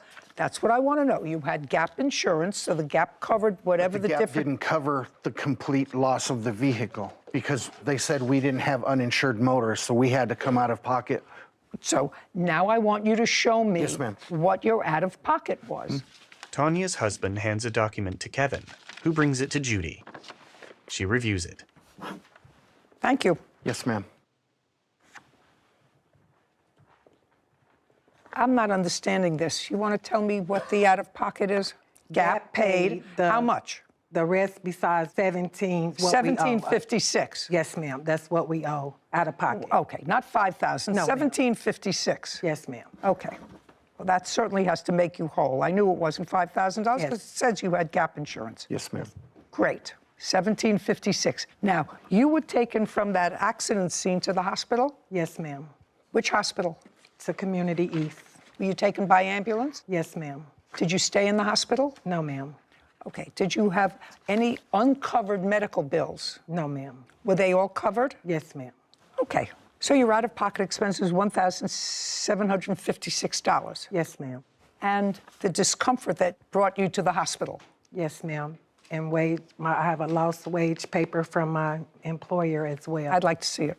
Also, if I may say, ma'am, we had to rent a car, obviously, because her car was totaled, and the bill is in there as well. Mm-hmm. Judy reviews a document. Mm-hmm. Well, your out-of-pocket expenses, including your lost wages because you didn't work a full shift, you are an hourly employee. Those expenses, your car expenses, the $1,756 all amount to about $3,000. You're suing the defendant for $8,000, right? Ma'am. I'm awarding you the $8,000. How dare you have a car on the road without insurance, and how dare you place other people at risk by getting behind the wheel of a car when you're 14 years old and have no business doing that? Do you own or rent your own home? We rent. You rent. Do you work? At the moment, no. Were you working then? Yes. Okay.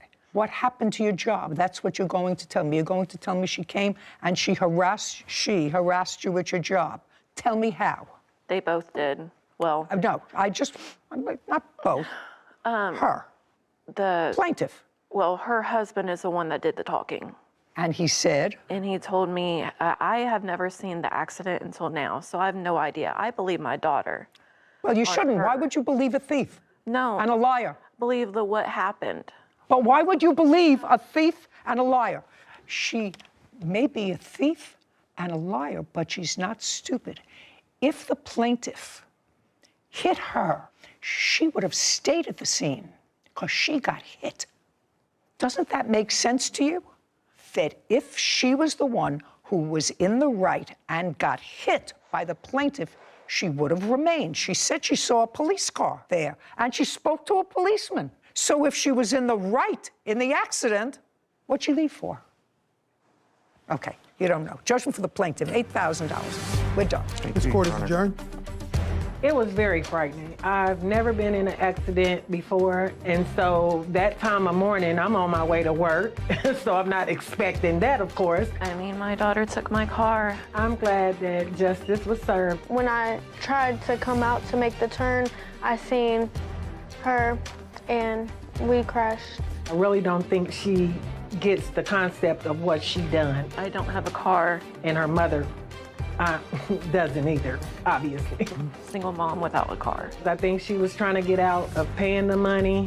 I mean, I immediately went into, mommy mode because of her asthma issues. And I think she also was only concerned about her daughter, which is another big issue to me, too. But I was frantic. I didn't know what to do. You didn't never once mention, well, I wanted to check and see if the plaintiff was okay. I mean, my daughter could have been way worse. I'm just happy she's still here with me. Make sure you watch your kids. I've been a single parent as well. I raised 3 kids and I've not had to deal with this situation. Don't lay your keys around. Sarah and Judy. I will never understand parents like the defendant who cover for their children who have done outrageous things. If I came home and told my father and my mother that I stole their car, was 14, driving a car, and fled the scene of any type of accident, I would need a breathing treatment after they were done with me. That is how it should be, because that is how you raise responsible, accountable children, to raise them into adults. I couldn't agree with you more. Title, Judy Justice. Want justice? Go to JUDYJustice.tv. মাথা দিলে দুঃখ পাবে মাথা পিঠে না পিঠে পশ্চাৎ দেশে দাও একটা দেশে দিলেই হলো পিঠে দিলে ভাই ভাই দুই নম্বর ভাই আপনি পিসি প্লেয়ার কেন লিয়া আপনি মেজর স্নাইপার না খেলতে পারেন লক স্নাইপার চালাতে পারি না তো আমি আরে আমি চালানো লাগবে পার্ট টাইম প্লেয়ার আমি কখনো স্নাইপার চালাবো স্নাইপার চালাবেন তো স্নাইপারের জন্য একটু পিসি ভালো আয় হায় কিন্তু আমি তো পারি না স্নাইপার আমি তো আমার দে সামনে সামনে সামনে আয় হায় এখন উপায় আমার কাছে গ্লু নাই এ ও হ্যাকার ওই হ্যাকারই ওই যায় না ওই হ্যাকারই লোকেশন হ্যাক করছে আমার লোকেশন হ্যাক করে মারছে পুরো লোকেশন দেখছে আমার সামনে আমি 200 লাগাইছি সবাই মিলে ধরে ক্লিয়ার করে দাও আমি 200 লাগাইছি তোর ভাই ভাই এত চিল্লান কে